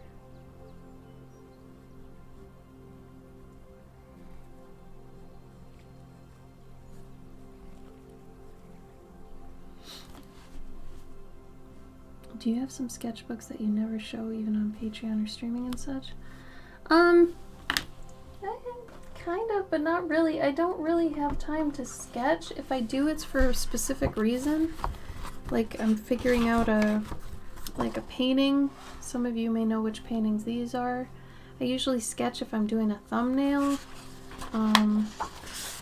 These are kind of old, or like a guardian, or just a pose or stuff. Like these were for other drawings I did. I've turned now to doing these digitally, so I don't even really do them anymore in a sketchbook. This was the cover for my Fey Reaper digital book. But yeah, like this was the last sketchbook I had, and I don't even really use it anymore because I find I waste a lot of paper. So if I know I can do idea generating on my iPad, I'll do it there instead. But as far as just sketching, I don't know. I don't really do sketches that don't become things. Like I either have something that's extremely rough and I either do it like I showed you in that book or on an iPad, or I do something where I know I'm going to do something with it, and that's something like this. And in this is on an 11 by 14. Yeah, this is an 11 by 14 pad. So like it keeps going over here. Like it is not, I'll show you how much of this is on here. Like this is a pretty big pad. Like that's my whole arm, my forearm. So, you know, sometimes I'll just pick away at a page, rip it out, cut it up, you know. On this other part then, down here, I'll probably just do like ATCs, little ones, just so I use up all the paper. But yeah, it's like I know going into it if I'm doing something that's going to be a serious sketch or not. And then, you know, if I end up taking one of my sketches digitally and I'm enjoying it, then I'll probably finish it digitally, at least the sketch, and then print it on this paper or finish the whole thing digitally. So it's weird, yeah. I don't know. I wouldn't advise going straight to something like this if you're not used to it. I know a lot of people can't do that, and I don't think it's a good way of doing things unless you're used to it. But I don't know, I really usually only do 1 to 2 thumbnails if I'm doing something like I'm not familiar with. And then that's kind of it. I don't know. I work so weird compared to other people I know. I don't know. I'm sorry if that's kind of a shit poor answer. I know I used to keep sketchbooks more when I had the time to sketch and to play. Since I don't have time to sketch and play anymore, I actually wonder if that's forced me to do this, where it's like really crappy sketch or nothing, or like final, you know?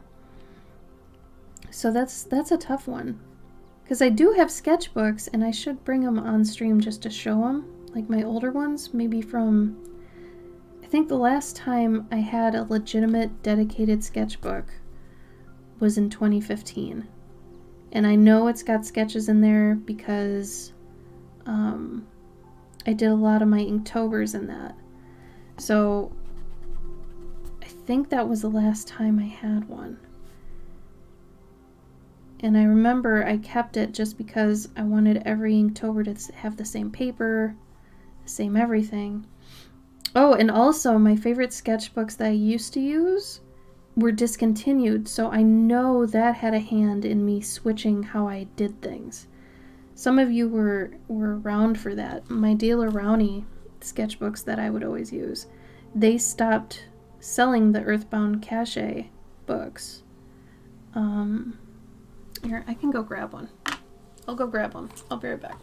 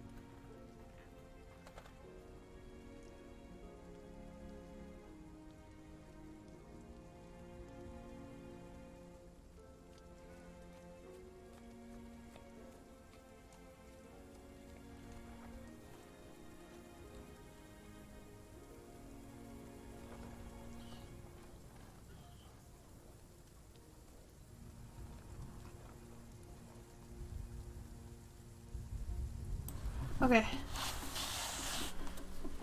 It's nice that you end up using digital drafts if you feel comfortable.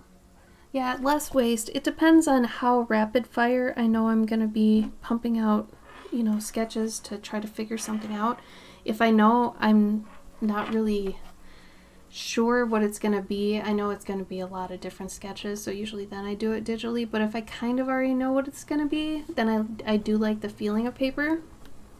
But anyway, this is a small version of what I'd get. I usually got these in this size. This is 5x7, or I'd get the 7x10 or the 9x12s. But since they've totally gone away, like they're gone now.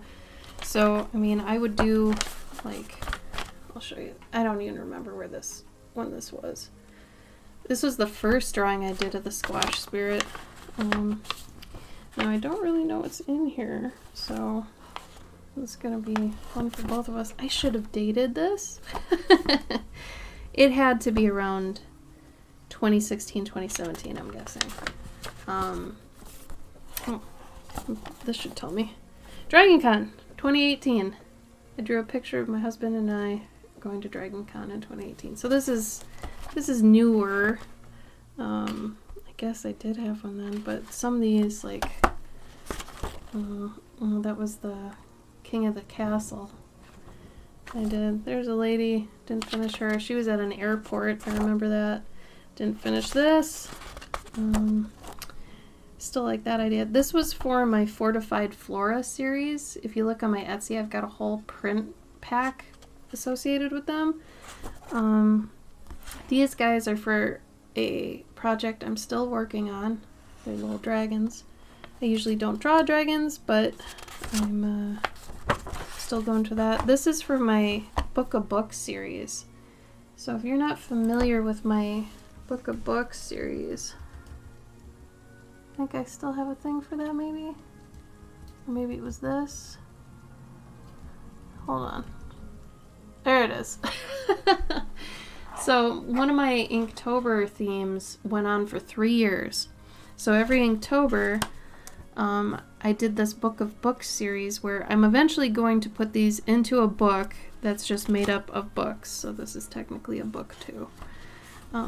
That's a book. That's a censor book. So each one of these was part of an Inktober. That was a Purify book. It's got a dove like tape to it. So I don't know. It is a blank page. That's a tapestry book. That's got a wonky bit there that totally wasn't. I don't know, but this was my sketchbook for a while. That's another book. I think I skipped pages to avoid bleeding. I think that's what was going on. There's a caterpillar book, a honeycomb book, or beehive book. Beehive book. Treasure chest book, door book, some plants.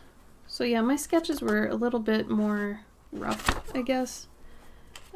Unless it was one of these sewing book. Herald book, I think. Puzzle book?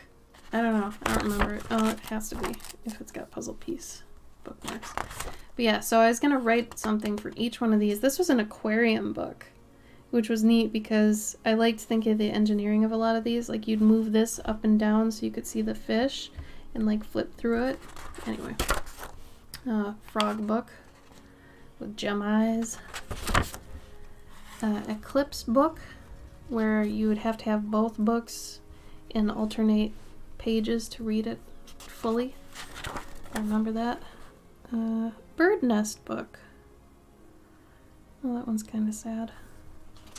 Eggs that never hatched. Rat King book. I remember I learned what a Rat King was, and then I decided to make a book of that. This one I never finished. I don't know what that was supposed to be. This was gonna be scales, fur, leather. I don't know. Maybe just a Viking book? Not sure. Goblet book, where you'd hide like scrolls inside the goblet. I really like that idea. Um, that one is just a triangle book. This one sucked to think about how it'd work. Because you take this, I know this is sliced in half, and then you'd open it that way, and then it would open up to be a bigger triangle, and then you'd read it that way. I don't know. A lot of these I wanted to actually make. Oh, there's the little guy. He's got an acorn. Little thing, blank page. Little beaver dude. Another one of my dragons. Some gourd people. Or no, that's an onion. He's an onion. He's an onion boy. I think I drew this when my husband had drawn an onion knight.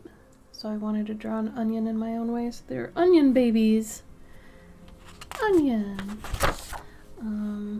That was gonna be a mouse sewing? No, what is that? That's like a torch. She's got string. I think she was making string. I think that's what she's doing. Not sure though. That's before I learned how to draw wheat. Oof. Here's a house. See, some of these I would totally consider just throwing up and selling on my website, because it's like, this is a nice finished piece. Somebody could frame this and enjoy it in their home. It doesn't have to live in here. I don't know. Oh yeah, this little guy. My corn farmer. Oh, I love him. I want to do more with him. This is a thistle. No. Clover farmer? I think that's a clover. Oh, this face is messed up. Another little house. Rabbit mage. Doing some stuff. Little guy. He's got feather tail. That's pretty cute. I like that idea. Everything's blank. I don't think I finished this one. Some swatches. I think these are tombos. Let's see. There's a little mouse he's reading. Understanding the devil helps you deal with him. I like that. I don't know where I heard that, but I like that. Ah, cool. So yeah, I guess that's the last sketchbook I remember having. Once I get more time again, I'll definitely start up another sketchbook, but until then, who knows? Who knows, man? Alright. Well, thank you, Panna. I'm glad you like the books. I'm excited to go back working on that, too. I don't want to say that getting all the pet portraits I did kind of ruined my life. It didn't ruin my life, but it did stop every personal project I had at any point. Which sucks. A solid brown paper fan? I am. I've been on toned paper since, God, 2012? Something like that. God, it had to be a while ago. If you go back on my sketchbook on Instagram, you'll see, like, I'll just, on the side here, I'll keep scrolling back. I could tell you the exact time I started using toned paper. That's the only good thing about posting everything you draw online. You know when you got into something, you know when you stopped doing something, that sort of thing. Let's see. Wrapping.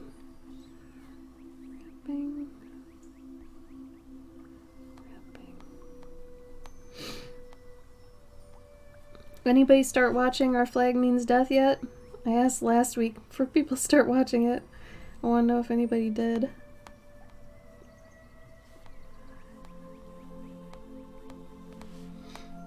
You're welcome, Isabel. Thanks for asking about it. It's true, Panna. And I mean, my books are basically closed for that. Like, I don't get them often. I get maybe one a month if I'm lucky, but the thing with those is that I'm backlogged with them due to COVID, because I had to stop everything and get other work to make up for the convention loss. So that ended up putting me very far behind. So right now I'm just trying to catch up with like portraits people bought like 3 years ago. It's messed up and I'm very upset about it. But I just have to get through it, and that'll be around August, September, that time. So once that happens, things are gonna blow up for me, I think. I'm gonna be doing everything I want to do. So hang in there with me until then, okay? Okay. These are looking pretty... Like, if you look at my... I've got my books on here. Sorry. So these books go really far back. So this is all still toned paper. But these are not toned paper. These are actually on white paper. So I've got white and toned in here.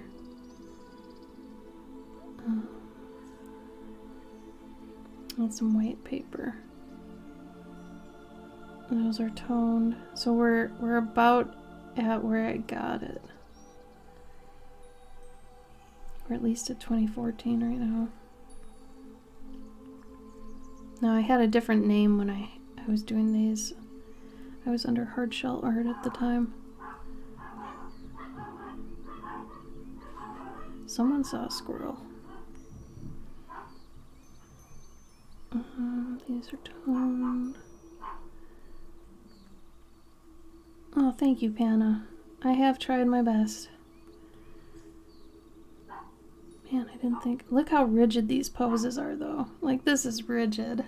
This is not so good. If you go far enough back, you'll even see fan art. I've done some fan art in the past.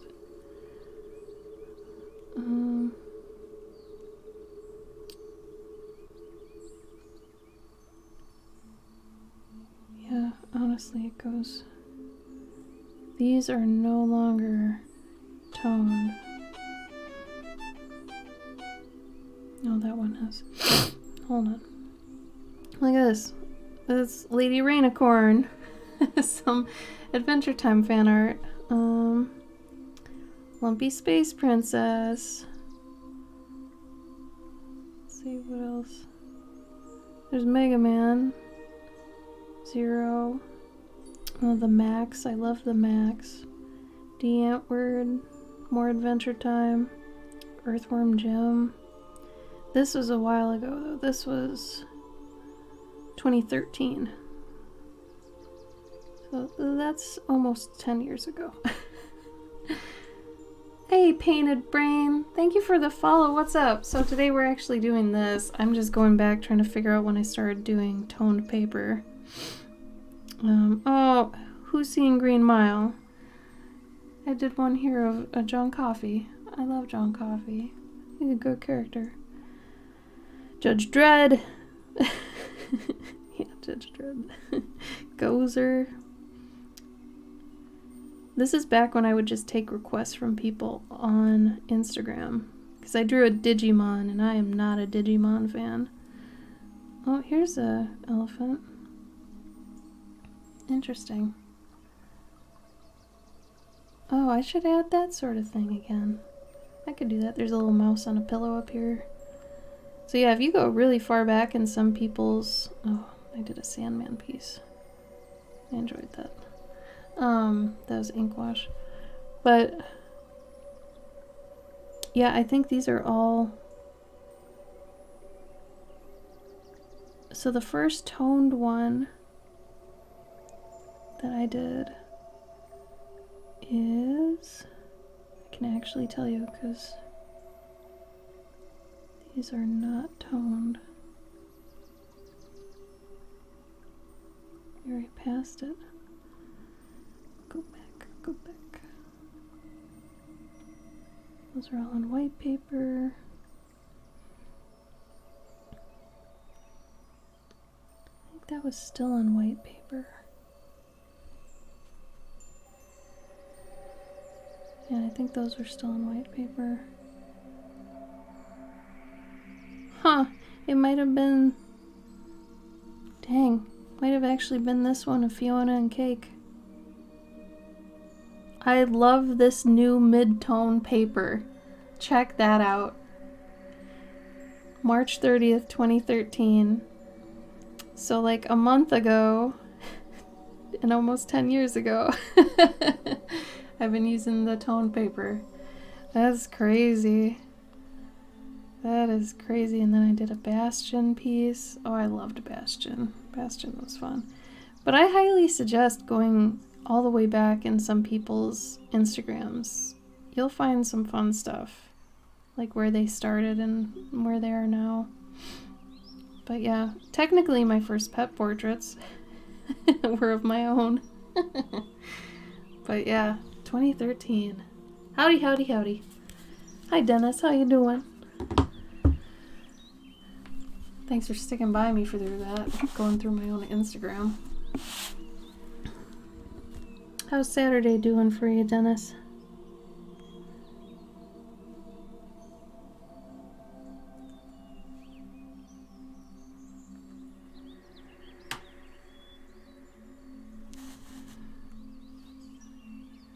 I feel like I'm gonna have some magic swirling and whatever in this, so I don't want that back line to be that dark. I'm gonna kind of ghost in where I want it to be. Same for this other part. I'm gonna ghost that in because it's probably gonna be outlined in white. So because of that, for tables at conventions, gonna get some subs and some cheese wontons with my lady friend of the day. Damn, that sounds like a good Saturday, homie. I got some jealousy in me for that. Oh man, cheese wontons. See, what's weird about the whole cheese wonton thing, here's the problem with cheese wontons. I've noticed that when I was in Minnesota, I had never heard of crab rangoon, okay? And I left Minnesota, and everybody seems to have it, but they don't have cream cheese wontons. And in Minnesota, all I ever had at places was cream cheese wontons. And I never even heard of crab rangoon. So I get down to like Illinois, and they don't have cream cheese wontons, but they have crab rangoon. But it's like, can't do that. Like, where's my cream cheese wonton? I can't eat it now anyway because of all my food allergies and whatever. But I just found that so weird, you know? Maybe I should put some more, like maybe some chainmail? No, I don't want chainmail. Maybe more jewelry, bigger jewelry.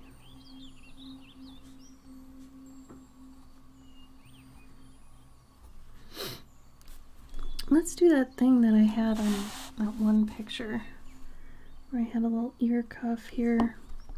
I'm gonna steal from myself. Maybe over here though, actually, because then I can connect it.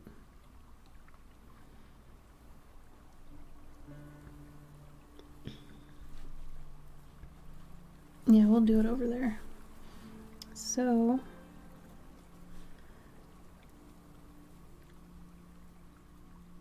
do this.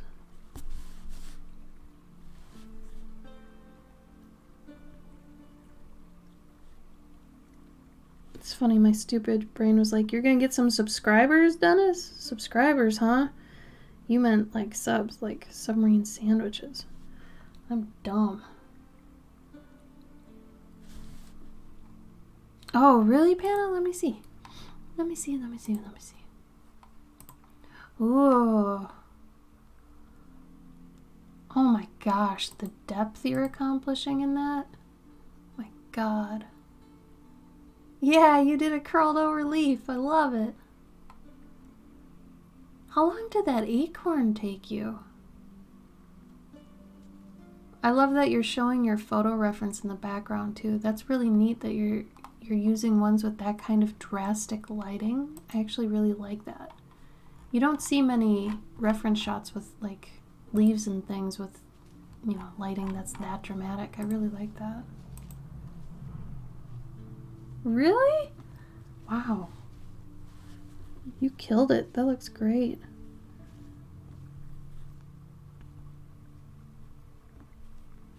I love that your art is like, it's photorealism, but there's still some sort of whimsy to it. Like, it's not just photorealistic. You know what I mean? There's something about it that it keeps it stylized without getting too photoreal. I really like that. Secret reference. Ooh. You're welcome. I love that though. I mean, it looks like if you really wanted to do full-on realism, you could, but it looks like you want to put some of yourself in your work before getting to that point. And I think that's what you've accomplished. So if that's what you're shooting for, you fucking nailed it.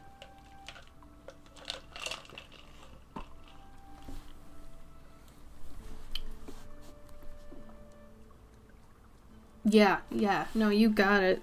That's what's up. You're doing the thing. You're doing it, Peter.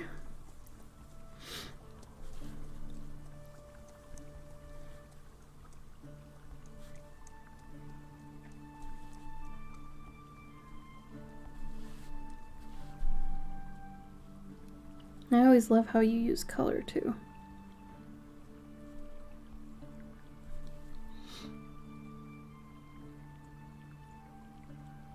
Biro? What is that? Link that. What is that? Biro? I don't even know what that is.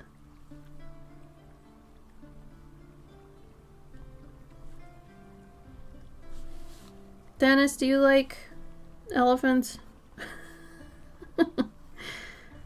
I have a reason for asking.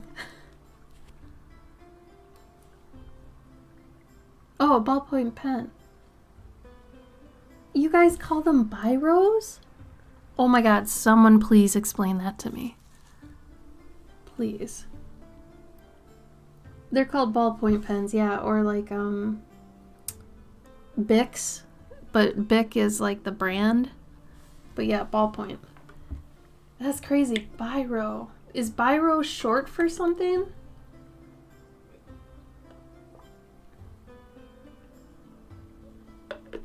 Dennis, can I make you an elephant ATC for your Dandikin tier stuff for Patreon this month? I think I might roll with this and do an elephant today for you, since I'm in the elephant zone. Oh, biro, that's crazy. Yeah, Kat, do you have any insight into what that's from? Like, why biro? Ah, thank you, Dennis. Huzzah! I'm gonna put a little bit of fringe on this extra thing they're wearing. Dennis, did you get your other ETCs I sent?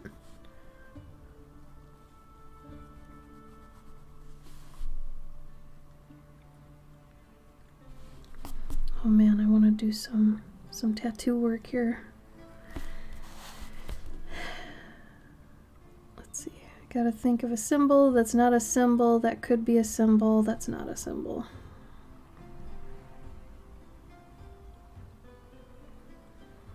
That's always hard to do too. It's kind of like that randomizing particles thing, like trying to randomize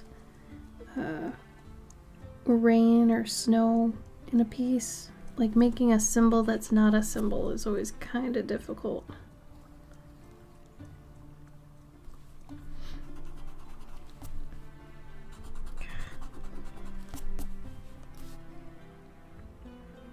Oh, really, Kat?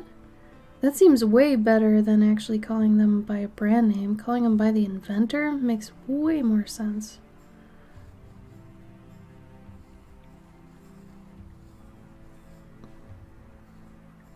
I feel like people should do that.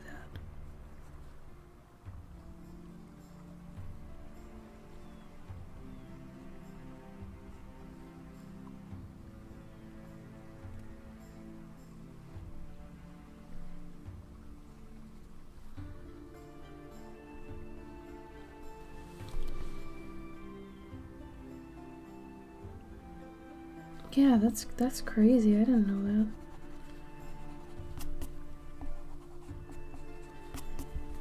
You know what's a really cool look too? Using the ballpoint pens with watercolor. Because ballpoint pens have, honestly, this really cool effect I don't think you can get from much else. And it's like water safe. Like, pretty sure it's not like water soluble. So it stays put, but every time I've used it with watercolor, it always looks kind of cool. Yeah, there you go. Try it, Panna.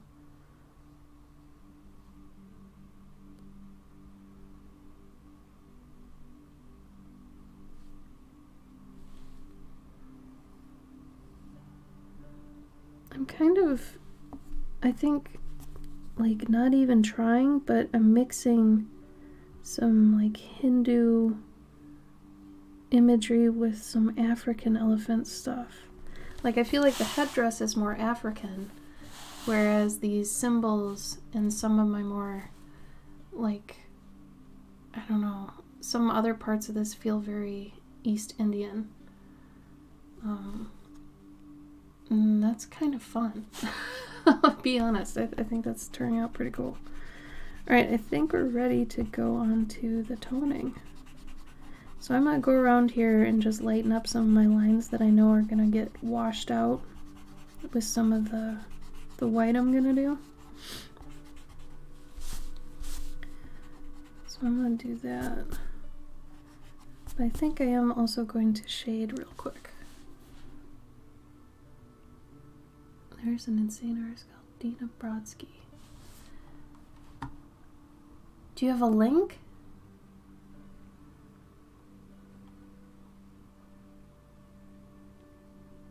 Oh. That's kind of what my husband does. He uses a journal as a sketchbook. But like the reverse, like it's an actual journal. Let me see if I can find a thing for his stuff. He does gouache in it, like just like whatever. He doesn't even care. It's great. I love it. I love how my husband works because he's so free with what he does. He just does what he wants with his sketchbook. I love it. So there's one on here. It's like the 6th one, and it's him using gouache in this journal. And you know journal pages, they have really crappy paper, so he does a really good job. Let me look at this link you posted, Panna. Oh wow, she just goes for it.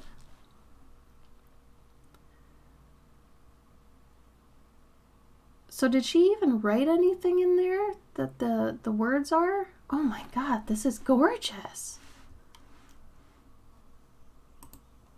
Panna, holy shit. Wow. So I wonder if it's just like lorem ipsum type of thing, like she just writes nothing just for the effect. But god damn, I love gouache. I am sorry, I'm with her on this. Like, gouache is amazing.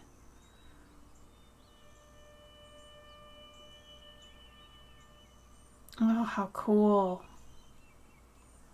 Well, I'm gonna follow her. Holy crap. Oh, 614K? How have I never seen her before? Oh my god, she's amazing.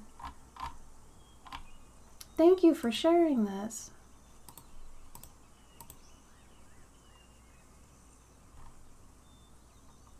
Wow, her lighting. Wow. Beautiful.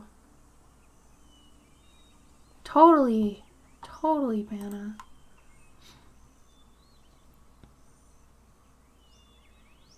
Oh yeah, that's worth being astounded about. Holy crap. She deserves much more praise. That's crazy good. I'm gonna dig into her profile later.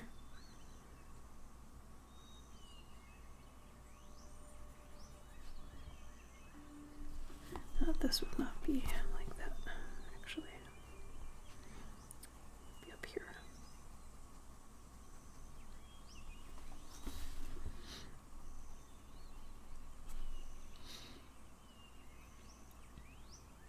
Oh, really? What kind of stuff? Like, just places she's lived and things? Or...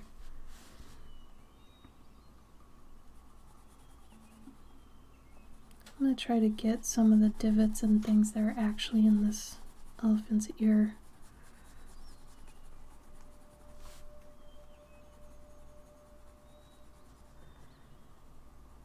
I think if I had a podcast, it'd probably be super lame. Like, I don't even know what I would talk about. If I don't have my art for people to watch while I'm talking, I don't even know. I mean, I guess it'd be about art, but... or maybe the game industry and my past at that, but other than that, I don't even know. I don't even know what I would say. I have a lot of respect for people who can do podcasts and, like, hold them down.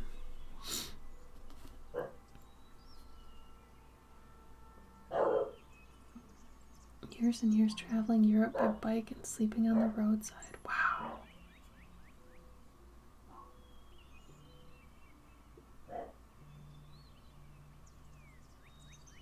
Oh, really, Panna? I'm interested, like, what do you mean by what kind of opinions?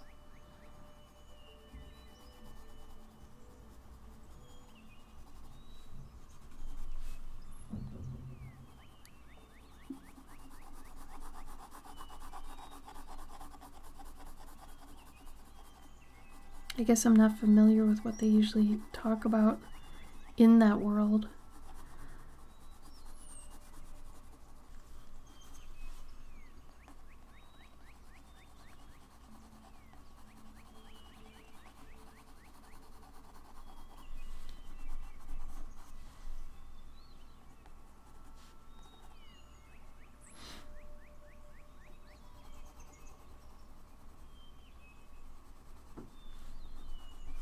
I want to kind of carry the shadow that's on the ear into the shadow in here, so you kind of know that the ear is still in there, but it's behind some stuff.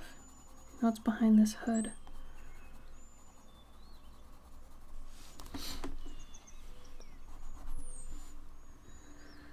Regarding how the elite contemporary art is reserved for very conceptual, abstract art, how they particularly feel is going to be kind of empty and vacant.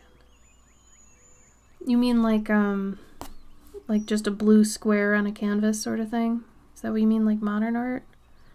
I don't know the difference anymore between contemporary and modern art. Or are they the same?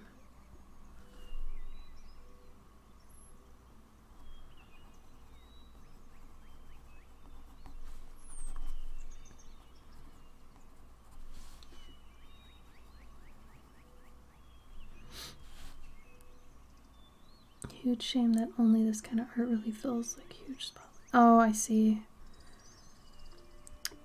Like, I've been near people who have been striving to get into kind of more of a fine art scene, but like fine art in the sense like fantasy art and you know, in the like Justin Gerard, Omar Rayon, Annie Stagg, like that kind of fine art. Like, I've been around people who have been trying to get into the spectrum light, and for a long time I was very I don't know how you say this, like I was just absorbed into that, where I thought that was the only art that really mattered or existed, you know?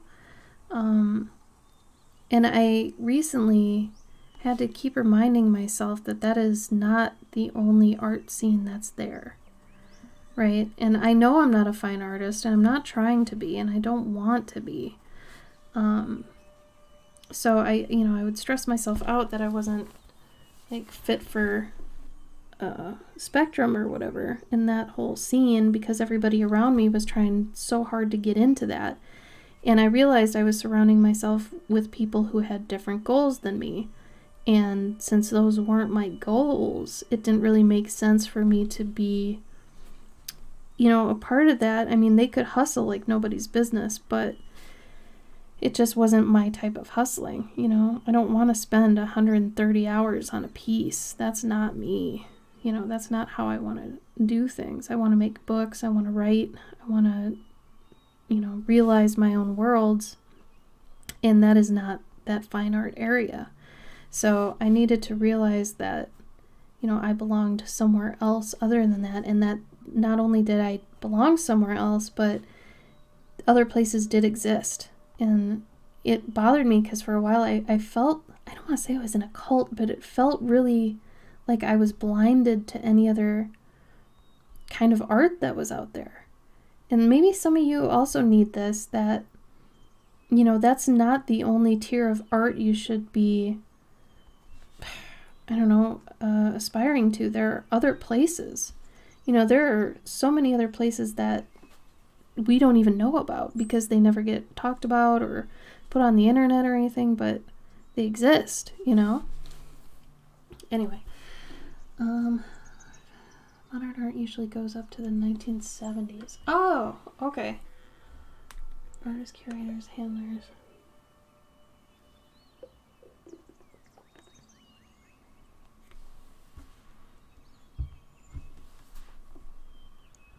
Oh, wow, Panna. Okay. That makes more sense.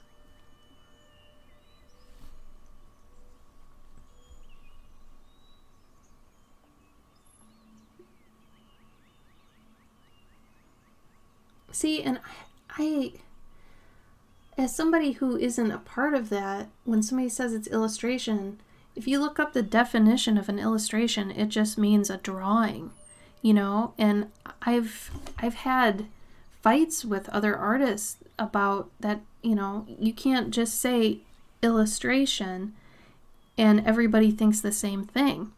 Depending on someone's background, they're going to think an illustration is a different thing.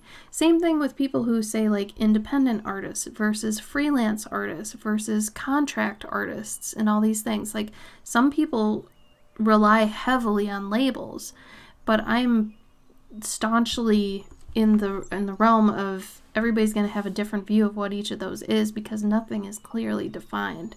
It seems like different industries even define them by different things. So, like, I don't even really call myself an illustrator. I don't know.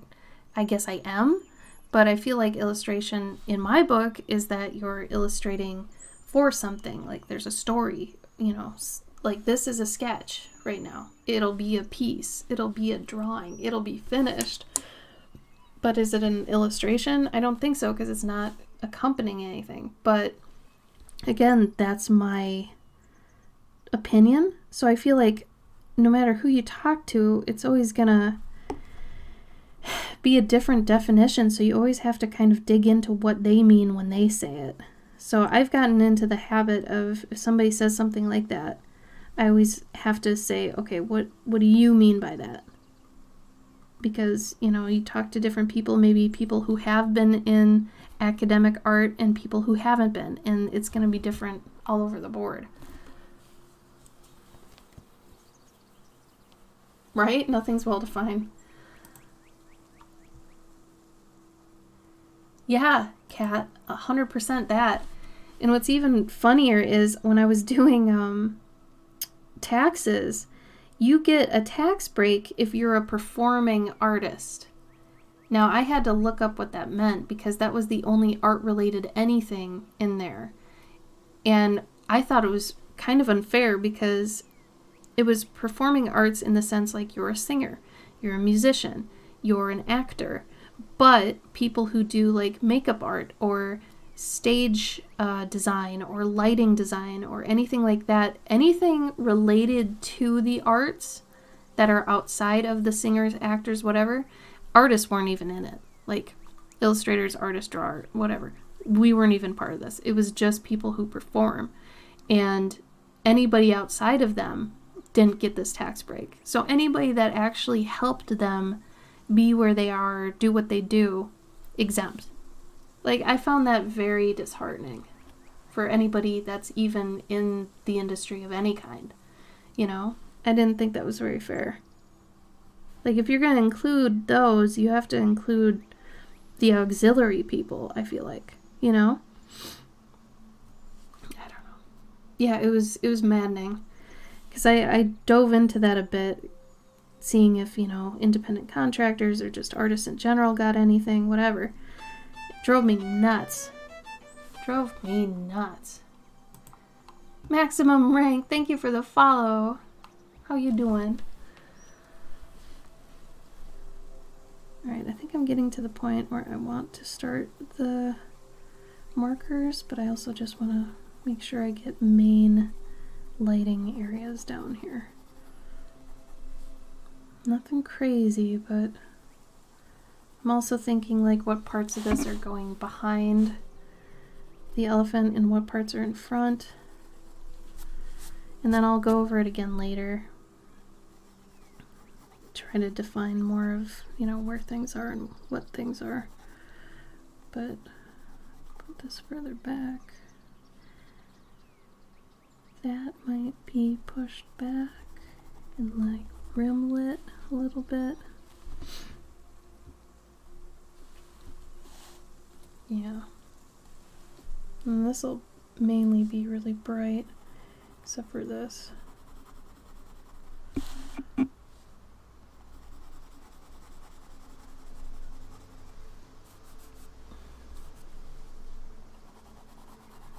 And once I go over it with the marker, it's going to kind of fade the lines, but I can bring them back later. That's no big deal.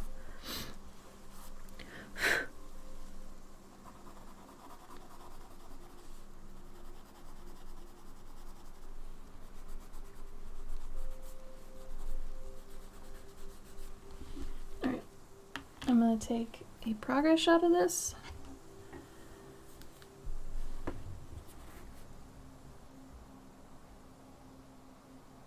Oh, you too, Panna. Thanks so much for coming. I hope you have a good rest of your day. Can't wait to see what you do, too. I love your stuff. Thanks for a good chat, too. That's always fun.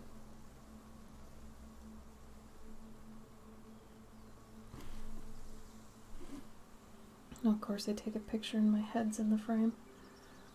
Right? Because why wouldn't it be?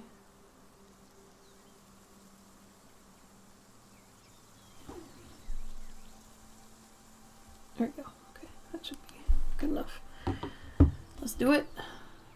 Off to bed. Yeah. See you soon. Bye-bye, bye-bye, bye-bye. Okay, let's get our markers. Now, I'm kind of all out of my prismas. They all died. So I have to resort to my Copics, which some of you are like, what? You use your prismas over Copics? And yes, I do. But I do have a couple of my prismas left, so let's do what we can. Alright. So, I'm going to start with the lightest lights here. I'm going to just have magic coming out of there, so this area would be pretty light. I think I might have some seeping out of the crack on this, so I'm gonna have that kind of faded in. Oh god, this one's almost dead too.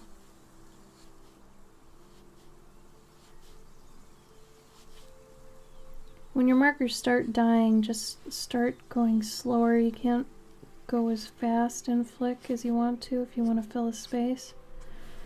So, gotta kind of go easy. I think these will probably be light color. Probably make the elephant's skin a bit darker than this.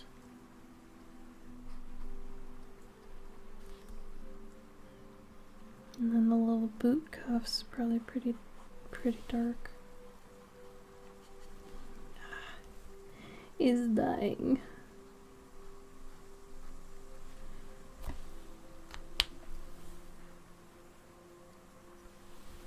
Oh, this one's just a Copic. Just a Copic, just a marker.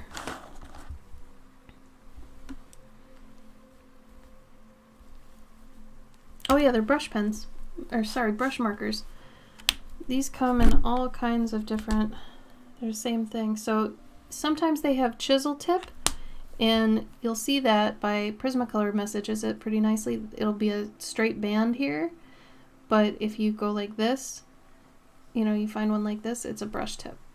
And then on Copics, it's this icon instead of a little chisel. Because one side has a chisel tip that's smaller, so that this is the normal look, and then the other side, but it would have it bigger. Oh yeah, isn't that nice that it looks like watercolor? I love that. That's why I like markers. Markers have the ability to look like watercolor. It's so nice. 108 buttons? EB, what do you mean?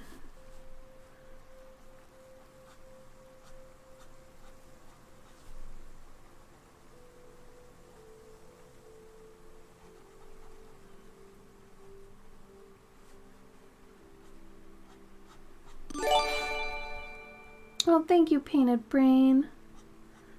I appreciate the bits. Bits are back. Yay! I feel like for the longest time people didn't use bits. I still feel like they don't really use bits. I do a little shadow in each part of the jewelry here. Since that's lit from the bottom.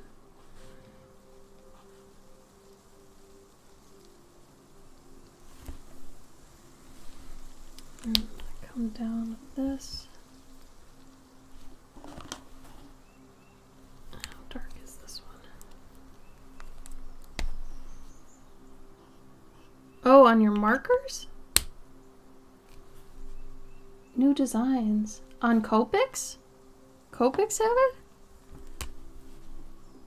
I have not yet seen this.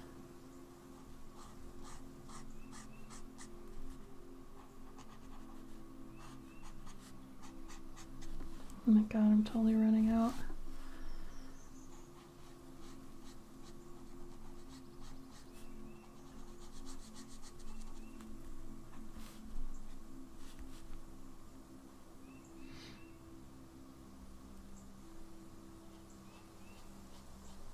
That's crazy if it's on a Copic. Wow. Well, it looks like my lightest markers are running out, surprisingly.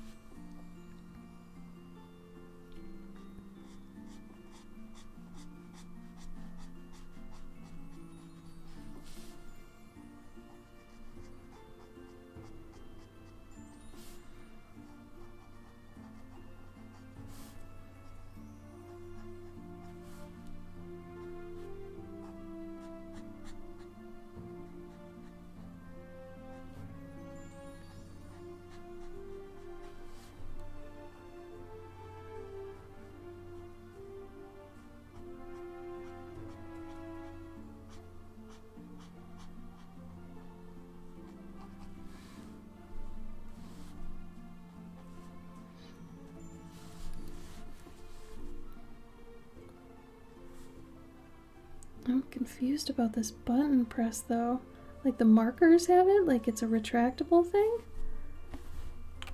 That's crazy. If so, I haven't even heard of that.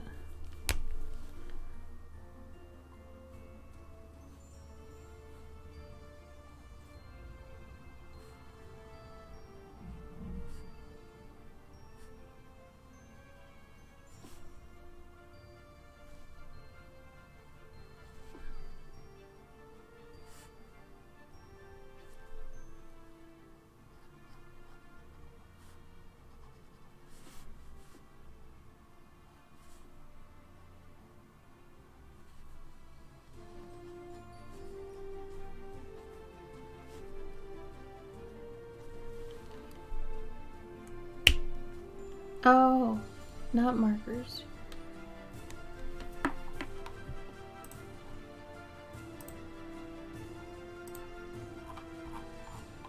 Yeah, let me see what you mean.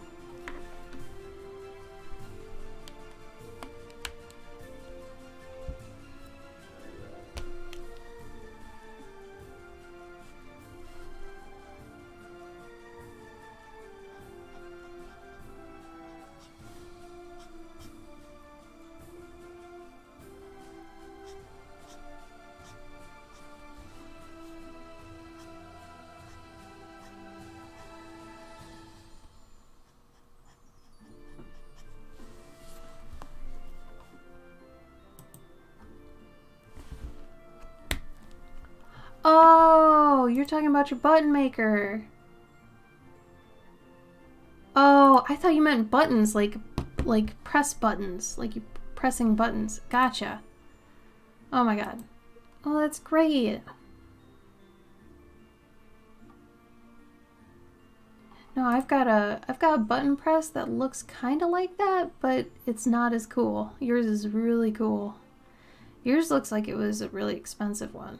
I think mine was like $200. Yours looks like it's like $300 or $400. That's a really nice button press. And I love that it's green. Holy crap, I wish I had a green one. I used to press so many buttons every month. My Curious Collector tier used to have buttons and magnets instead of the stickers.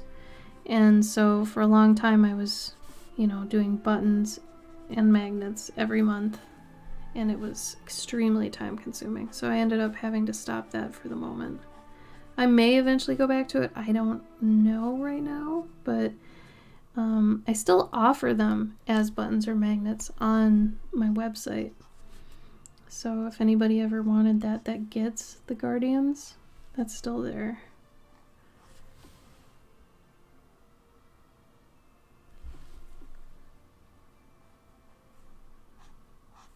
I still had fun with those though. Pressing buttons can be fun.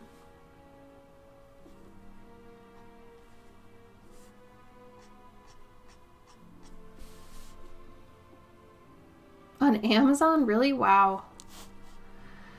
Well, I spent a lot of money on mine. I think mine was like stainless steel or some crap.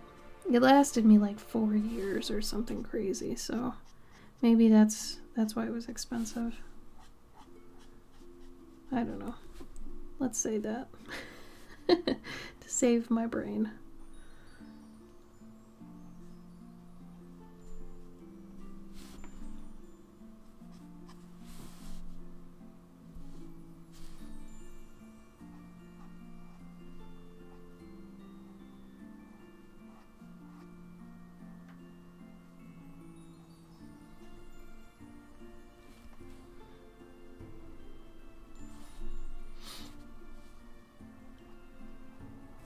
Yeah, markers are a lot like if you could put watercolor in pen form, especially water-based markers. If you're like coloring with water-based markers, it's basically coloring with watercolor. Alcohol marker is a little bit different since it doesn't layer.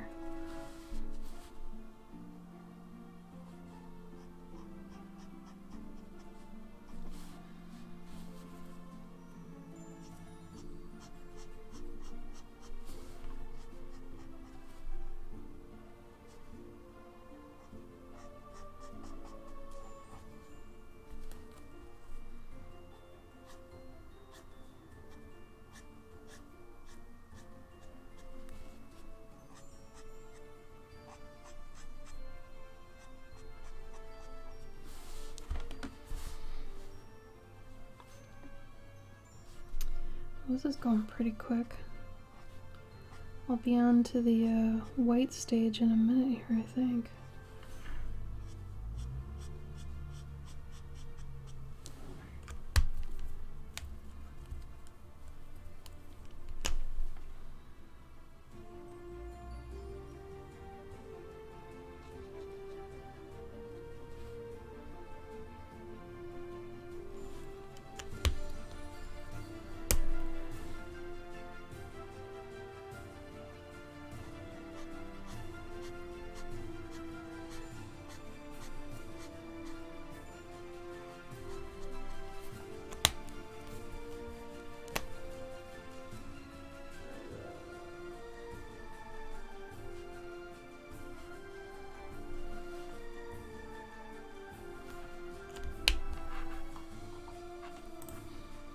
Is anybody working on anything fun?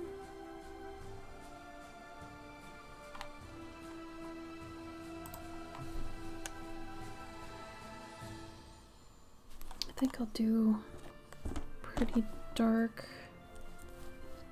cowl here.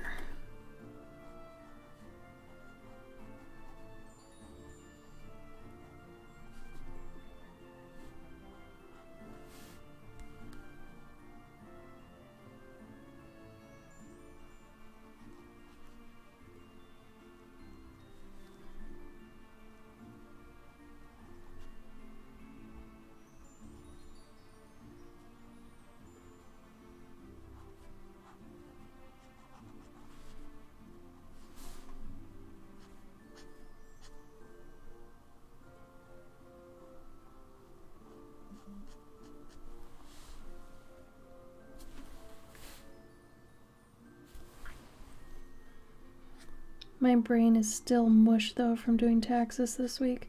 It's amazing. Sometimes I get like actually physically tired if I do too much mental stuff. Like if I have to think too much, I will be affected physically. And I feel like this week I just got destroyed by overthinking things. Like my mind just feels like mush right now. Utter mush.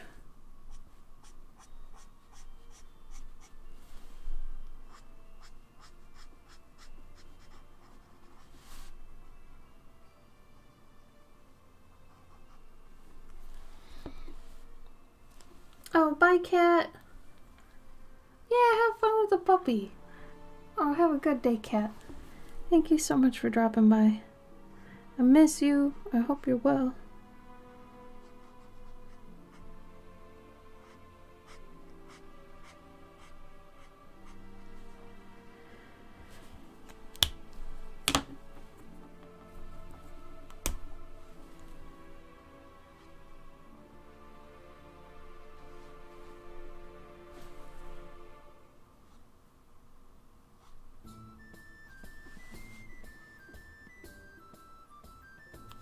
Okay, go up here and do some of these feathers.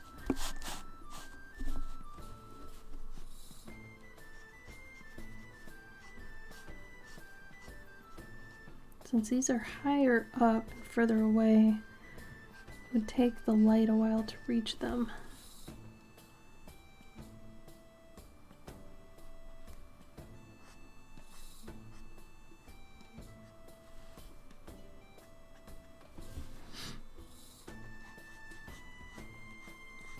Usually, since there's so much more in front of them before the actual light source, that means that only the tips of them would really get some light.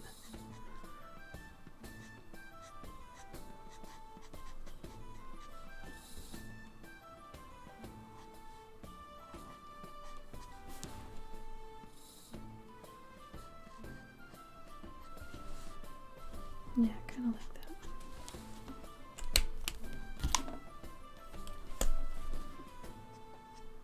Oh my gosh.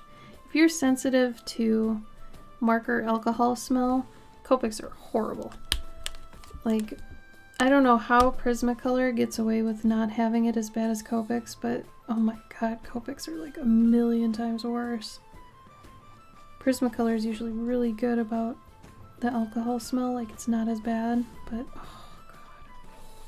These Copics are just so smelly.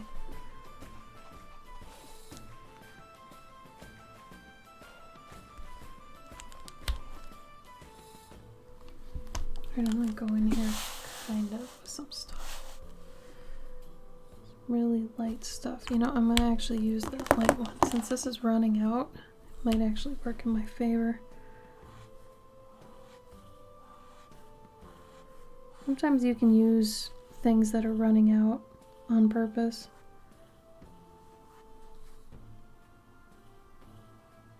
To get like certain looks. Thank you, EB. I appreciate that.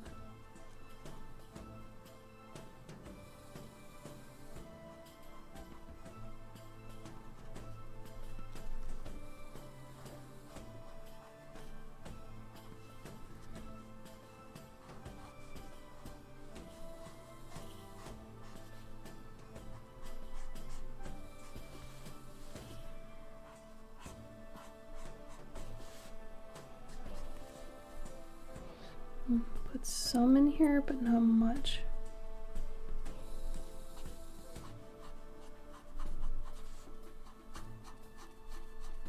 Because, yeah, this marker is dead. Dead, dead, dead ski.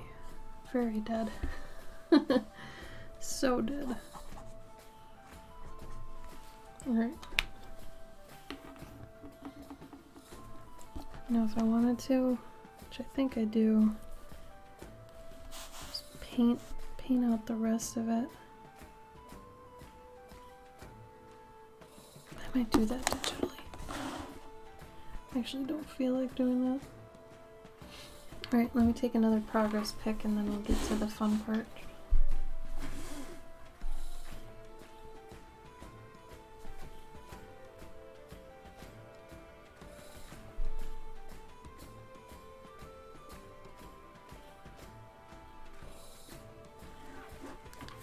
Okay.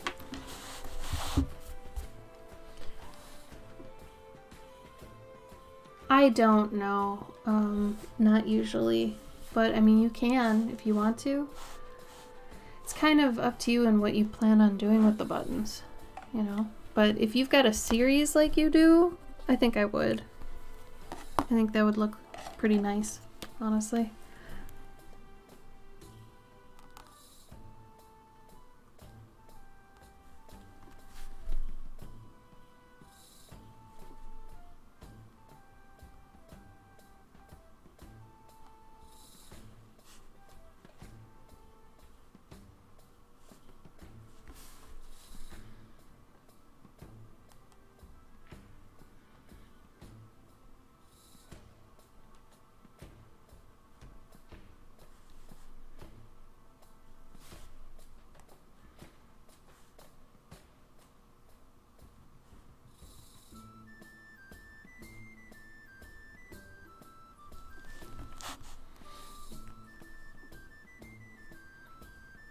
Oh, you're selling them at craft shows?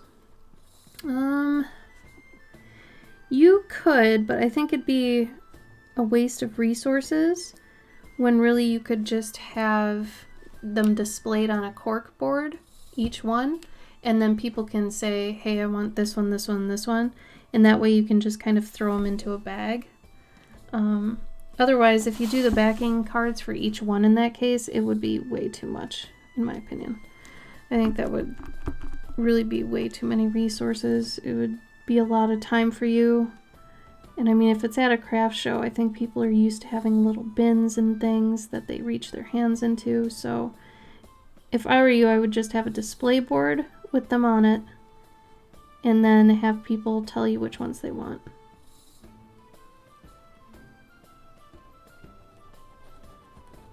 But like I said, that's just me.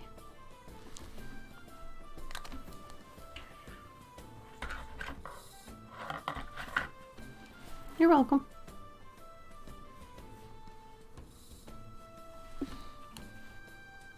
A little bit of a water jug, not much.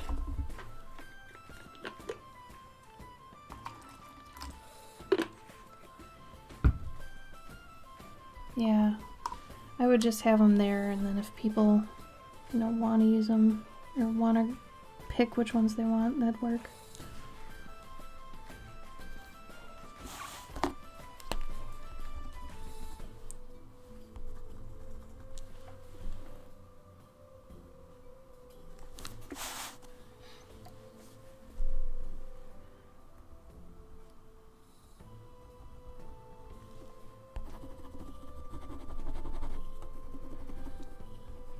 I just saw today how close I am to like 2,000 people following me on Twitch.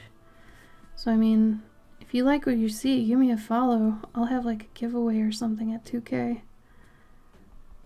So that's crazy. I'm glad everybody seems to like everything. Thank you. Thank you for being here.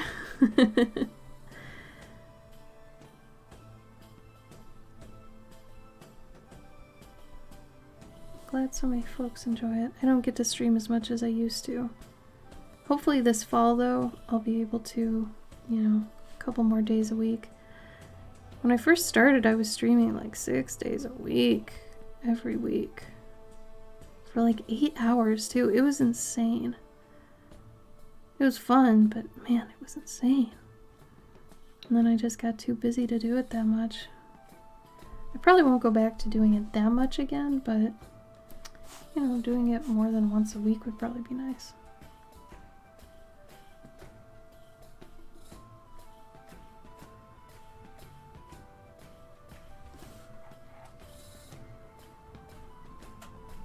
Are there artists whose work I look up to? Oh, sure. Do you mean like who are my influences, or who are people that I just respect art-wise?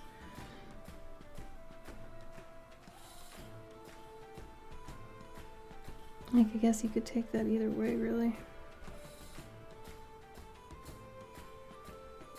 Oh, nice. Spring break. Yeah. Both? Well, I tend to think my style is an amalgam of like Brian Froud, Don Bluth, and Beatrix Potter. So those are kind of my influences, but only because I've noticed that over time. I never actually sat down and was like, okay, I want to draw like, you know, Beatrix Potter, or I want to make art like, you know, Don Bluth. I never sat down and did that. It just, over time, it looks like that's what influenced me. Because, I mean, I enjoy their work, but I never did any formal studies or anything like that. So, I guess those would be my influences, but as far as people I look up to, I don't know. That's a really hard question. The art scene nowadays is really strange. I mean, I guess, because, like, since I know so many people in kind of the spectrum area and all that, and, you know, there are some people that are cool, and there are some people who kind of aren't as cool, but nobody really knows they're not very cool. I don't know. There's a lot there. But if we're talking about, I guess, artists that have certain abilities or things that I wish I could do better, I guess if we go that route, I would say the only one that has some sort of thing I want to procure, I guess, take as my own, would probably be Wiley Beckert. Her, like, how she does ink in such a way that the depth that's there and the uniformity, that's more the thing I would like to achieve, is her level of uniformity with her ink wash. I can't tell if it's her paper or if she's just really good at figuring out the amount of water to ink ratio, but that's something I've been grinding hard to kind of get, is her level of uniformity. Otherwise, I don't know. Like, I try not to look at the illustrators that are popular nowadays, because I'm finding more and more that it's not necessarily what you think it is. Like, the people who get popular and the people who are up there, it's not the life or the level of art you think they're at. It's just a perceived level. I know that sounds weird, but Jane, thank you for the raid. Hi, Yuke. How was your stream? Yeah, this one is white ink. So for anybody who's interested in all the whites I use, I did a write-up on my Patreon. I know some people are like, oh, Patreon, blah. But it's kind of a comprehensive post that shows all of my different whites that I use. And I typically, on pieces like this, will use... God, where are all my other ones? I'm missing one. But I usually have around this many. One's a pastel and one's a colored pencil. But yeah, this one is like a white ink. It's a Jelly Roll pen. These are usually used for scrapbooking, so if you're looking for these, they're usually in the scrapbooking aisle. This is a Faber-Castell Pitt pen. It's nice because it's thick, but it's also very, like, it's not opaque. It's very milky and kind of super transparent, if you look here. Like, it's not very crazy. Now this one, though, this one is more of an acrylic paint pen, so that's hardcore. So this is nice because it's like the acrylic pen, but a little bit thinner. So yeah, this one's a very translucent white. So it's good for blending certain things and trying out where you want lighting to go before you actually do it. It's nice for that reason. And you know, you can do a nice fade with it. It's kind of what I use the pastel pencil for, but I don't know, like I said, it's good for blocking out kind of areas. See how things work.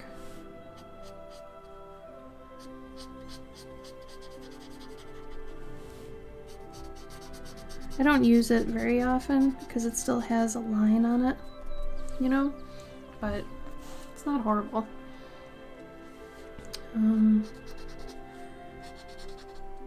But yeah, let's go around.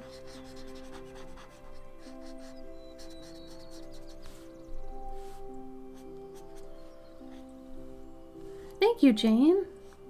Yeah, today I just wanted to do a sketch instead of a painting. Usually I'm doing watercolors every Saturday. Watercolors or bigger pieces. Sorry, not bigger, but just more involved pieces. This one I just wanted to sketch. I just wanted to sketch today, really. That's all it was.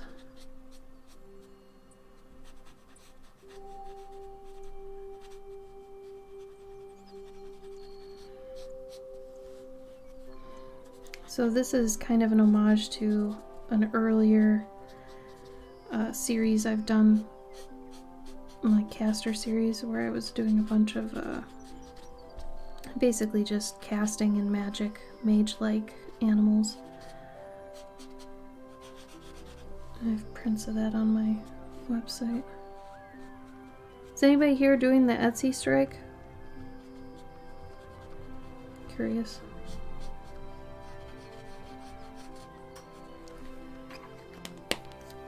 Aw, thanks, Jane. I appreciate that. Is that the Fountain of Youth? It's whatever you want it to be. It is whatever you want.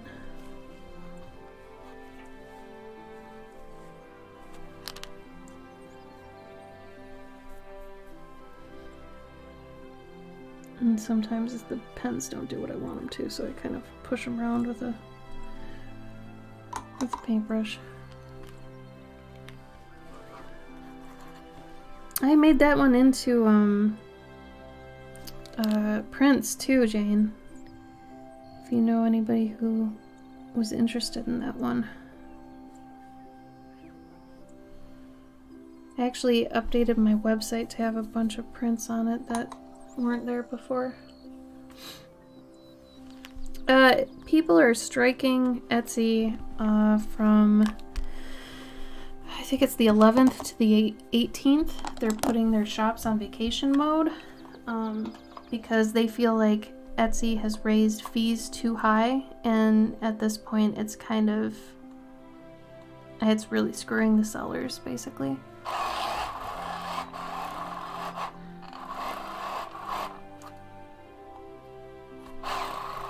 So if you see a bunch of people putting their shops on vacation mode, it's to kind of boycott the fact that they've raised their fees again. They do take a hefty chunk out of every sale. So if you want to be a part of that, you know, make sure you put your shop on vacation mode the 11th through the 18th.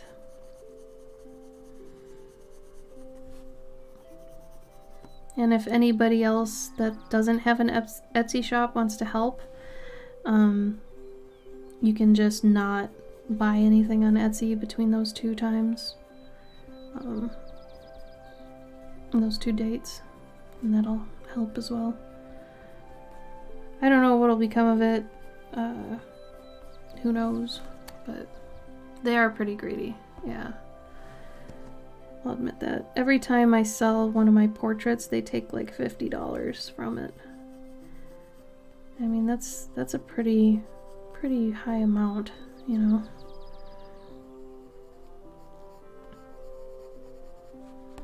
Though I honestly, I'm still not sure what they should be taking. Like if somebody's like, well, what would you want them to take? I'd be like, I don't know, man. I mean, I want to get as much as I can out of what I sell, but I don't really know what's fair, you know? So, I don't know. All I know is I put my prints on my site now. And I'm going to slowly move all the stuff that I have on my Etsy eventually to my site anyway, so. It's a good market, I think, for anybody's work. The problem is Etsy already has a really nice established like user base. They get consistent traffic. People, like I said, trust it. Like if you go there and you order something, you know, you can basically trust that even if something goes wrong, that the site itself is going to, you know, make things better, fix it, reimburse you, all that kind of stuff. And that's kind of the type of trust you can't really get if you have your own website.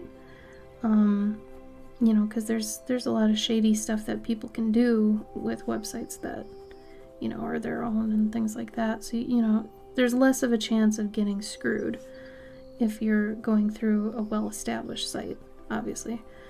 But, I mean, if you can get good traffic to your own website, that's the best option. But a lot of people who don't have a big following, or, you know, we don't have those kind of resources, we kind of have to depend on places like Etsy, who already have kind of a pre-established demographic and base. And I would say a lot of that demographic is the type that enjoys my work, so it does help me. But at the same time, it's a pretty competitive platform. I mean, you have people doing ad bidding to try and get in front of people, and it does cost a lot sometimes to do ads on there. So it's, I don't know, I would say it's a good place to start off, and if you need a place to host your stuff, you can do it there. Especially if you're not used to running your own business yet, it's a nice starter thing.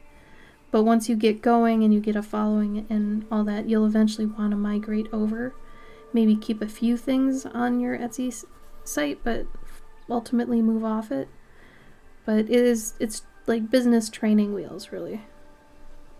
You know, if your mom was going to start selling pot holders she crocheted or something, it's a decent site for that. And, you know, like I said, they take a hefty chunk, but that's kind of what you pay for. I think people are just upset that it's such a high amount that they take.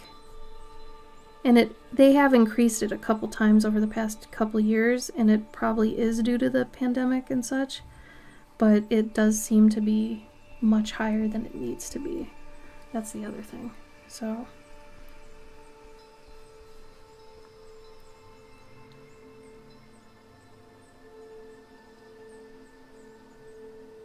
exactly. So you're exactly who I'm talking about then.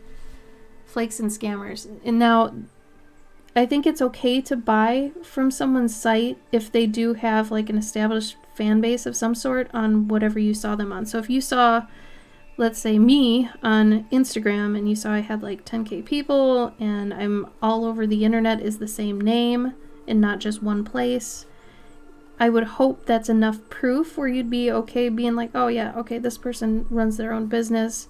If I ever had a problem and wanted to like smear their name on the internet, I could do that because they're everywhere. You know, it's not like beware the things that have one name, one thing.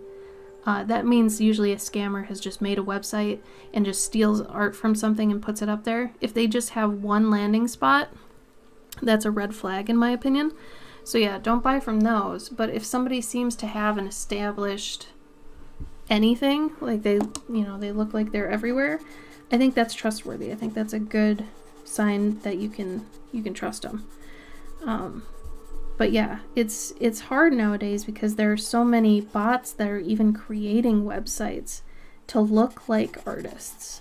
I found a couple that have been taking my art and putting them on their site, and it's like they're saying they sell my pins. It's like, how can they say they're selling my pins? They don't have my pins.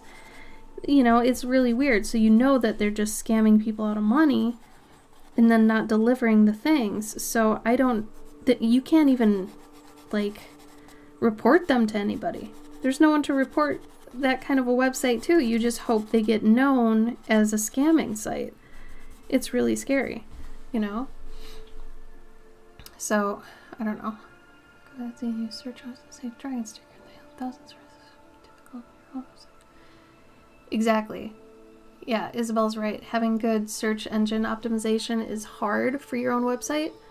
And to do Google ads for your own website is extremely expensive and stuff like that. Where Etsy, it's nice because these people are already coming there, for certain things. So you've already knocked out that first half that's difficult about having your own website. So it sucks because Etsy is phenomenal, but they're also starting to become self-aware that they're that good for people, and it's getting to the point it's not literally monetarily worth it to be on there if you rely on that, because they take so much. You can't really keep a living going, So I think majority of people are really upset about that, and that's where the strike kind of originated from.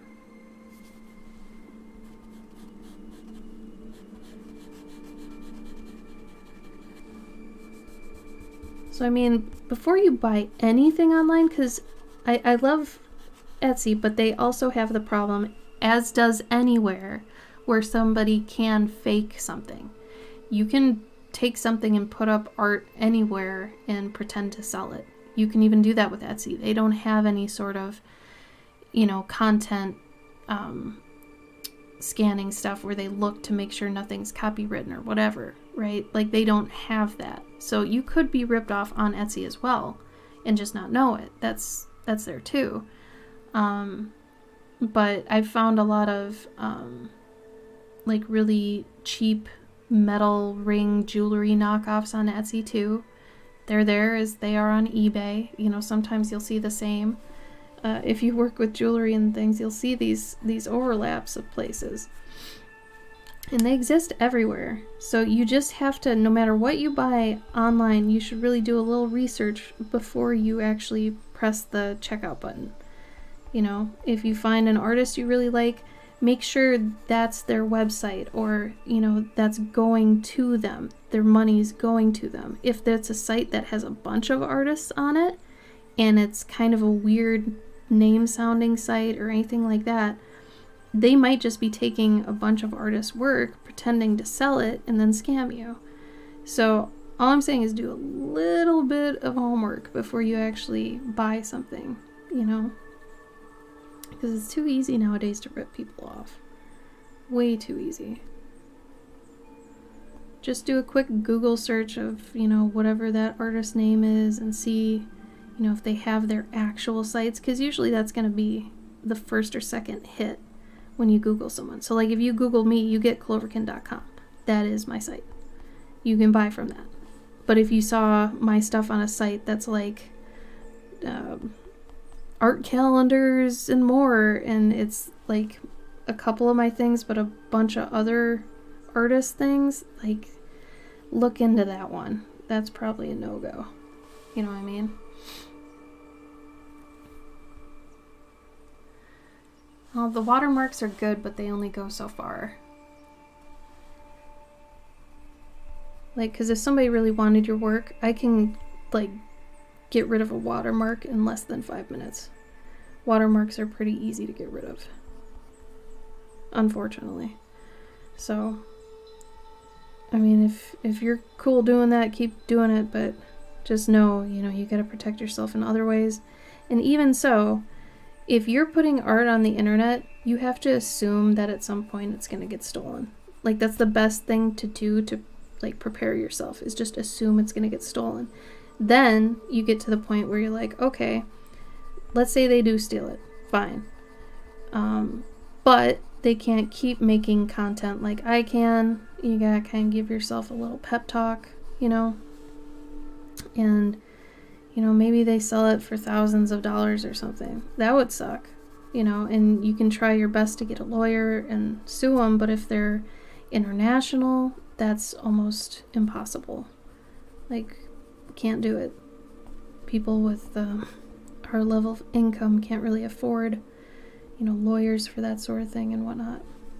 So there's only so much you can do. But if you're posting art on the internet, that's just the risk you're taking. It's either post and potentially get it stolen, or don't post and don't get seen, don't make money. It's part of the beast. It sucks. I wish there were better options and better ways around it, but that's just where the time we live in right now. Yeah, low res is good too, so make sure if you do put up like digital things for sale, so all my digital books, you make sure they're 72 DPI or at most 150, because that means if they try to print it, it looks like crap. But 72 DPI is for electronics, so your computer can view it fine, because computers are at 72 DPI. But to print something, usually something needs to be at about 300 or 150 and up to look good. So as long as you're doing that, you'll be okay.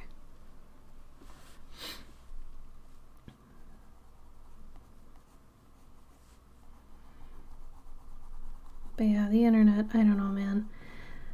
I started my Instagram in like 2012, and I've been posting art on the internet since I was probably 16, which is 20 years ago. All right. So I've had art theft as a possibility and happen that much of my life. And I'm getting to the point I'm just tired of the internet in general. If I could conduct my art business off of the internet, I would take that and run with it 120 million %. I'm starting to just hate the internet so much. And especially with the arrival of all the problems NFTs bring, I'm just so disillusioned by it. It's just become such a more scary place where it's so much easier to just take things, That's another reason I love my Patreon, at least, because I feel like the content that matters to me gets put on there, and that has at least a paywall to get in, so that people can't just rip it off. So I give people, better unposted art there and things like that. Granted, somebody could pay like $3 and just download it all, but that's a lot of work, and I'm not even that well known of an artist. So I feel like, in that sense, being popular is one of the worst things. But since I'm not popular, I don't have to really worry about that problem. So that's always nice.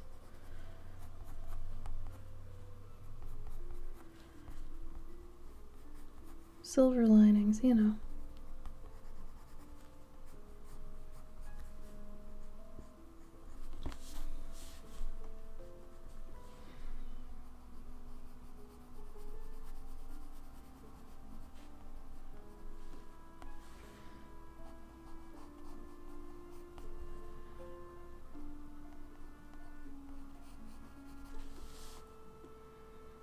trying to think what else this needs.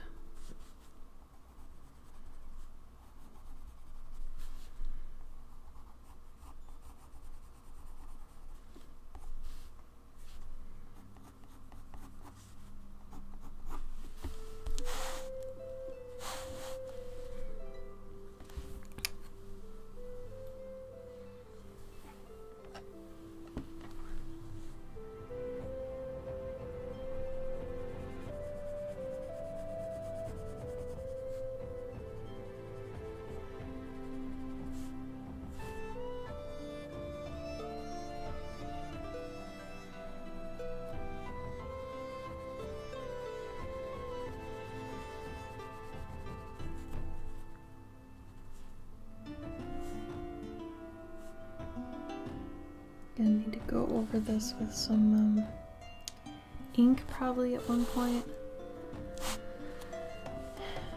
Something. Because my pencil's not getting it dark enough. Maybe this is okay.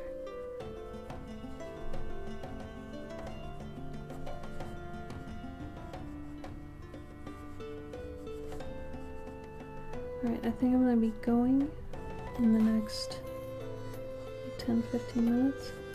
So if anybody has anything they want to talk about or anything they're curious about regarding my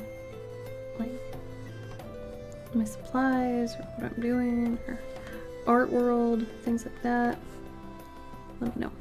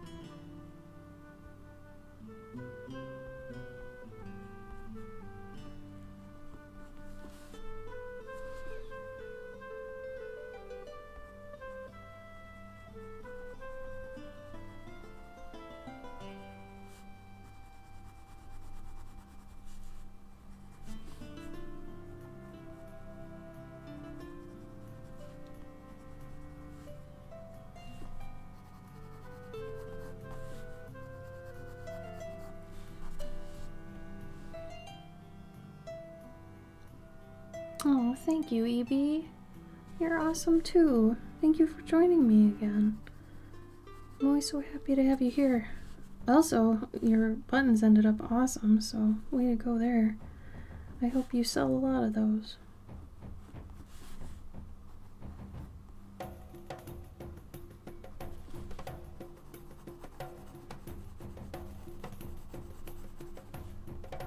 Sorry that I'm just so low energy today. I'm brain dead from the taxes this week. They totally just destroyed me.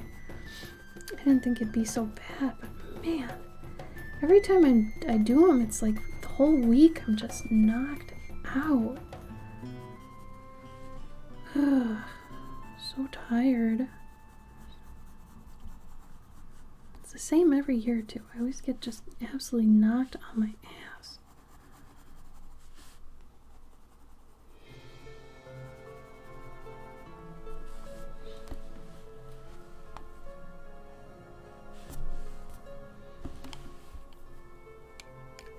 Oh, good. Right? Taxes is so draining. It's stupid.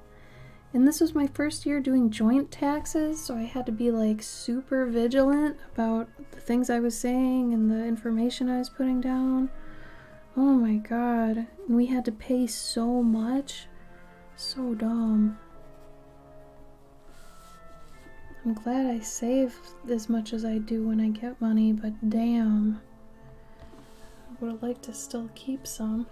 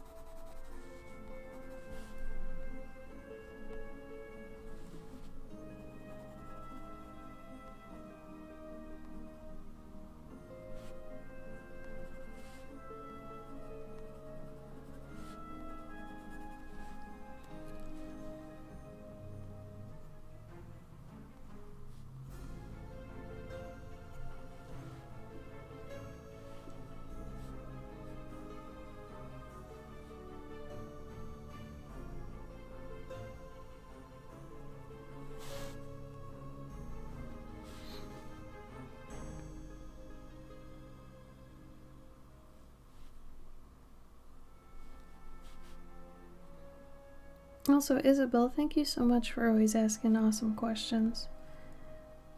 That really helps, I think, things move along.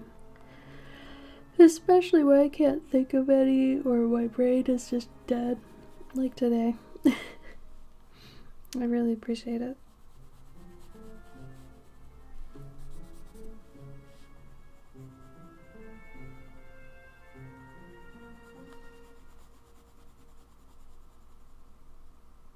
Yeah, I love your stream questions. They usually make it a lot more interesting.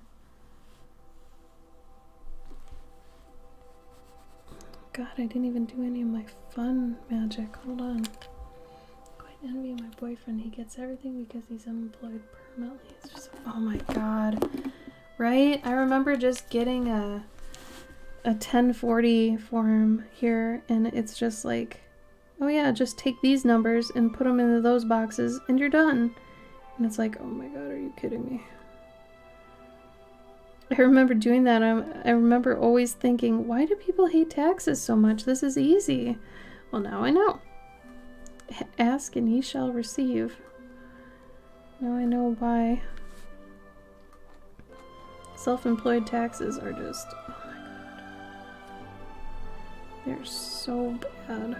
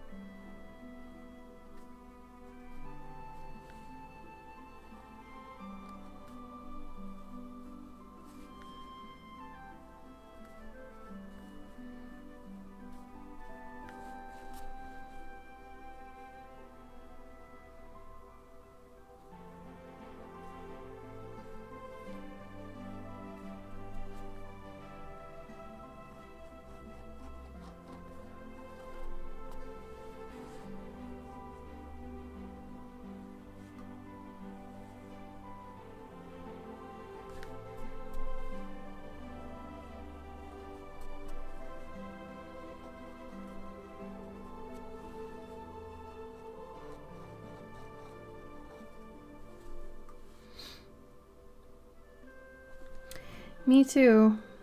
Me too, Jane. It's just really hard.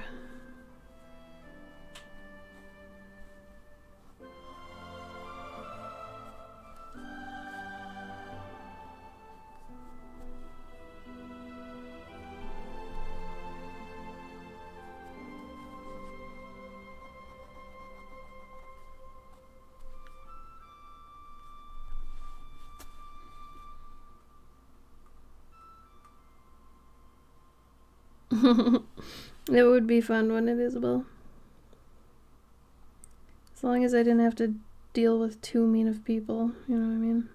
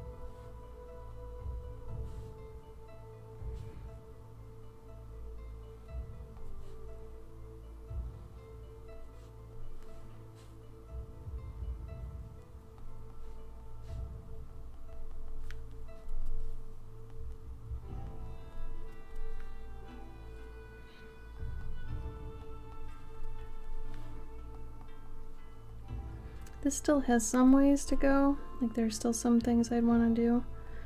But I'm really tired. I don't think there's anything wrong with getting like a small job. Like a part-time job or something.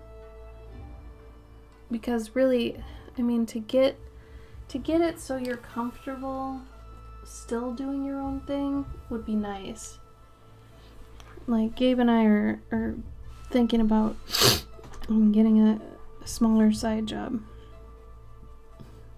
I guess my Patreon counts as my side job, my little part-time thing, just to make sure you have some income coming in, you know, no matter what.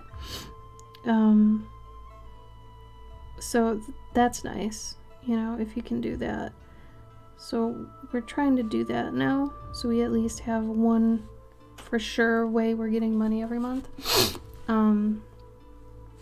But otherwise it's too hard nowadays. Like if you can't do conventions all the time, it's just so difficult. I mean, there's no shame with that, you know? If you've gotta kind of do something for a little bit to make it easier to do your main thing, you might have to do that or bounce back and forth here and there. Like, you do what you gotta do. I went to school to learn how to do games and to work on games. Any part of games. I wanted to work in games. And I did that for 10 years. I worked in games. And it ended up not exactly being what I thought it'd be. Like, the industry itself was kind of mucky. So I pieced out of that to do my own thing. And I mean, you're gonna change your career so many times in your life. So if you got to like take some side jobs here and there to make ends meet, or if there's, I don't know, a pandemic and you have to figure out how to make more money, no shame in that either. You do what you gotta do so you can do the things you want to do, you know? Sometimes you have to fight for that. It's not handed to all of us, you know?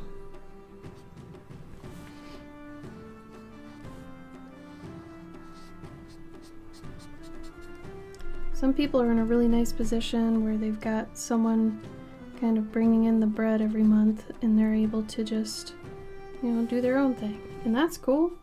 That's really cool. If you've got that situation, that is awesome. I am happy for you.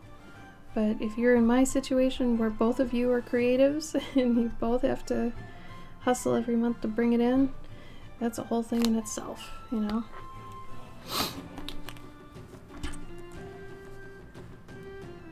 Oh, my art is in books, Jane. Thank you. I'm glad you could. You could see it, but yeah, I've published things. I mean, self-published things at least. Here, I wrote and illustrated my own and printed it at a book company. So Amazon's good, but they do take a bit of a cut. And it's print on demand, which can be nice, but if you can self-publish, usually you'll get some more out of that because you get to decide how much you sell it for. So that's always nice. But yeah, if you can have a physical copy, because what's nice is in person, like get a physical copy. And there is a difference in quality depending on what, you know, company you use to print your work. You want to make sure you test some. But that's okay, Jane. I appreciate it. I appreciate that you actually think it could be in one. So thank you for that.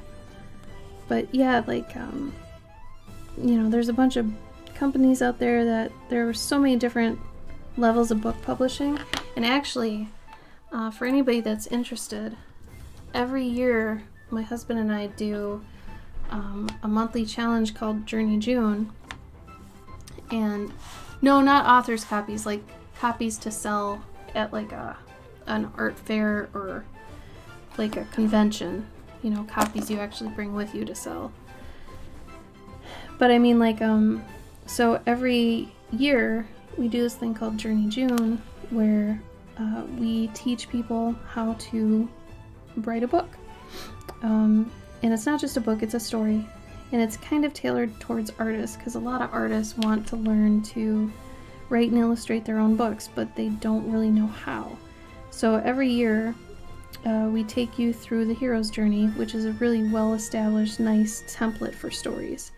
And we broke it down so every day in June is a different part of the hero's journey.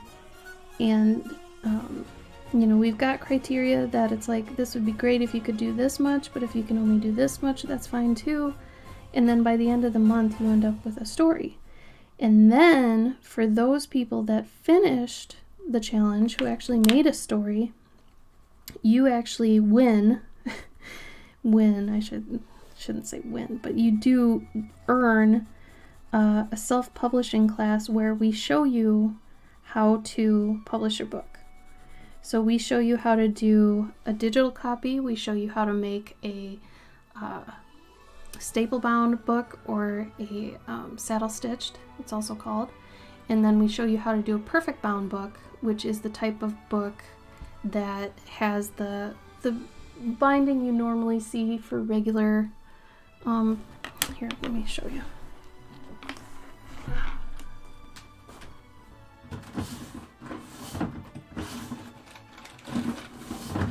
Okay. So this is one of my books.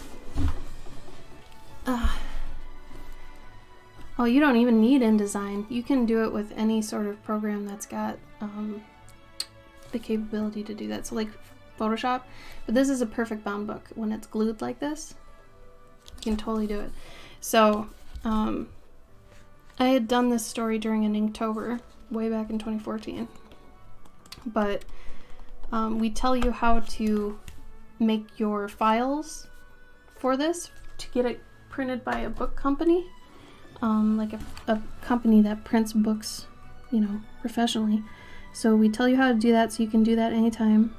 And there are lots of like companies that you can just go to and just have your book printed. Now, self-publishing is not getting published technically, but if you did write a book, you did write a book, so you're an author, you know.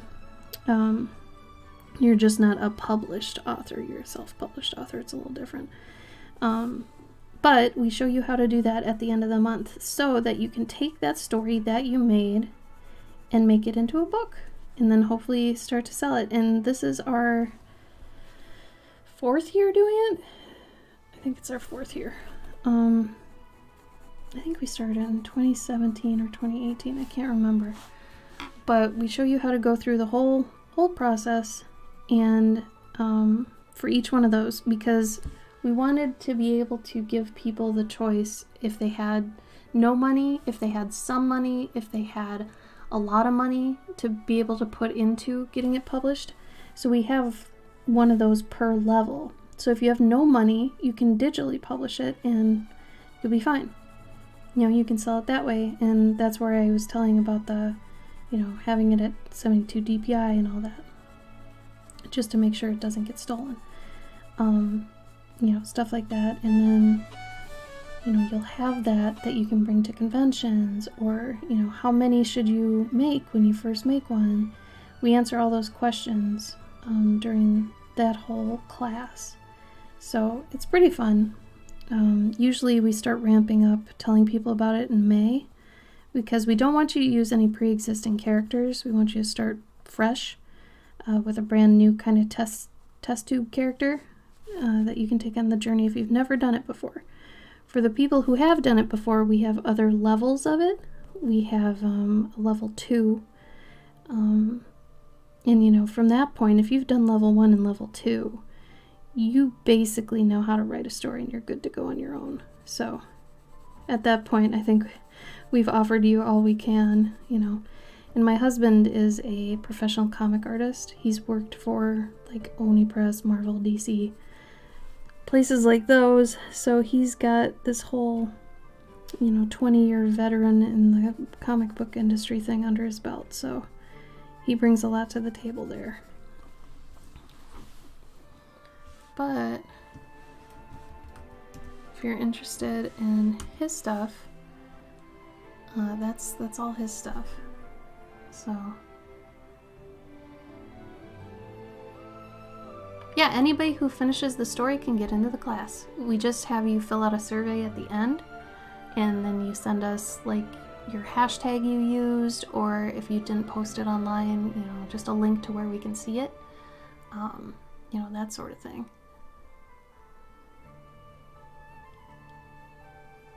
You don't need a publisher, Jane. So there's self-publishing and then there's publishing. Self-publishing is just you go find a book printer. So like in the past we've used Mix'em. That's just a place that prints books. If you can find a cheap enough place that prints books, you can do that. There are people that do offset printing, which are the ones usually that Kickstarters use.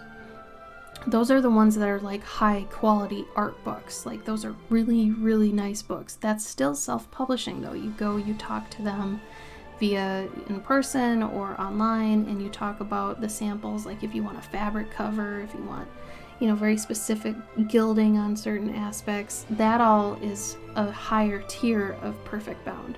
For Mix'em, the one I just linked in the chat, that's more attainable for people like me, you, all that sort of stuff. But if you do a Kickstarter to get like, you know, 5-10 grand for 100 books or something, and you want them to be really nice, you can go to an offset printer.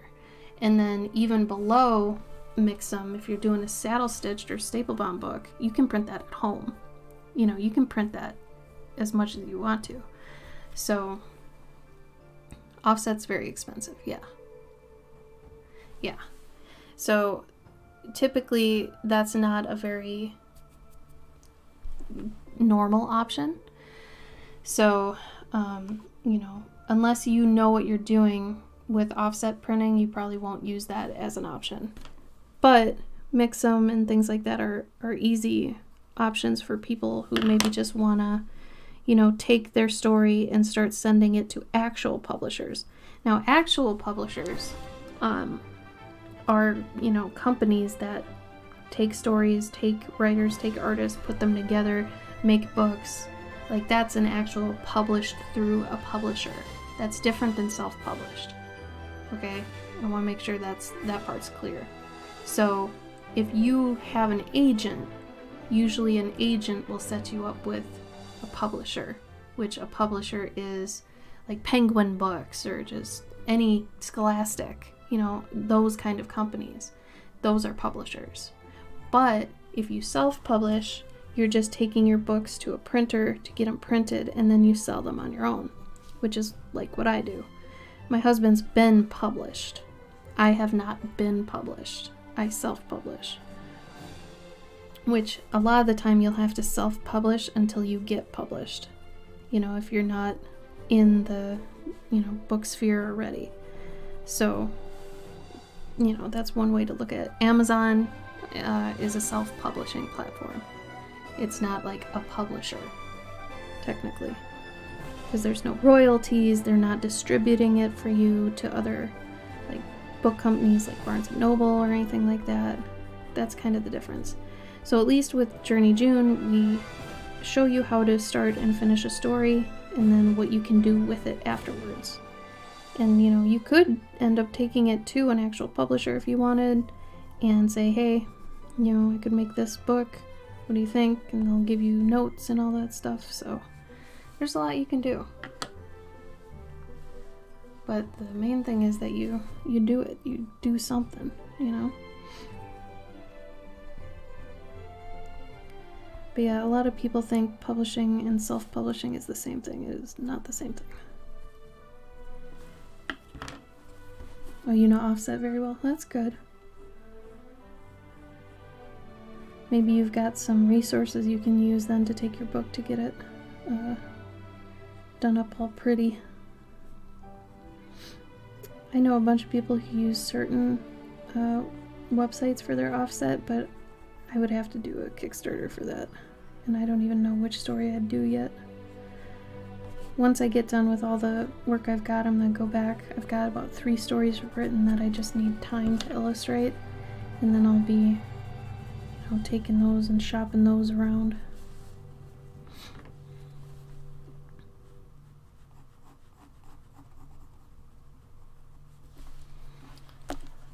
Anyway, let's see. I'll go see if there's anybody I can raid. do enjoy raiding folks.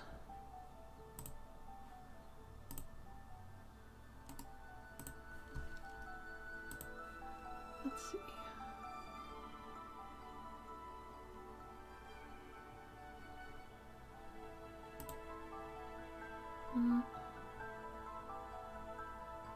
It's like everybody who's always on is a very popular streamer. I don't have anybody on who's an art streamer that needs to get more folks.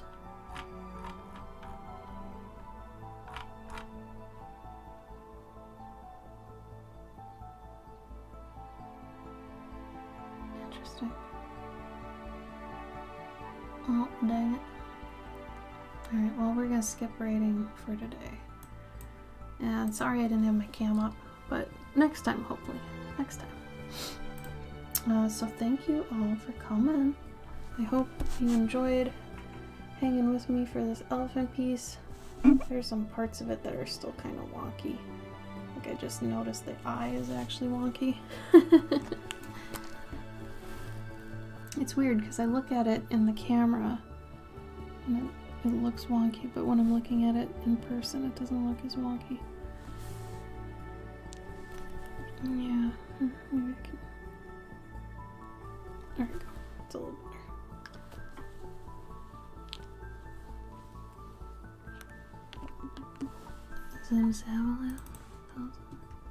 Do you know this person, Jane?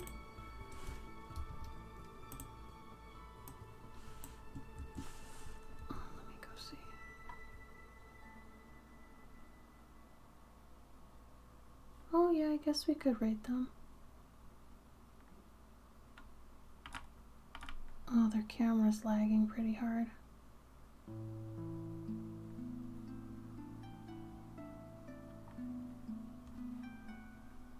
Yeah, that's not bad. Alright, let's do that. We'll raid them. Good call, Jane, good call. Let me see. Let me do the raid thing. You're welcome, Isabel. Thank you for coming. Bye, Evie. Alright, let's go read Zimzam. Zimzalabim. Recommended by Jane. So I'll see you all. Let's see. Oh, wait.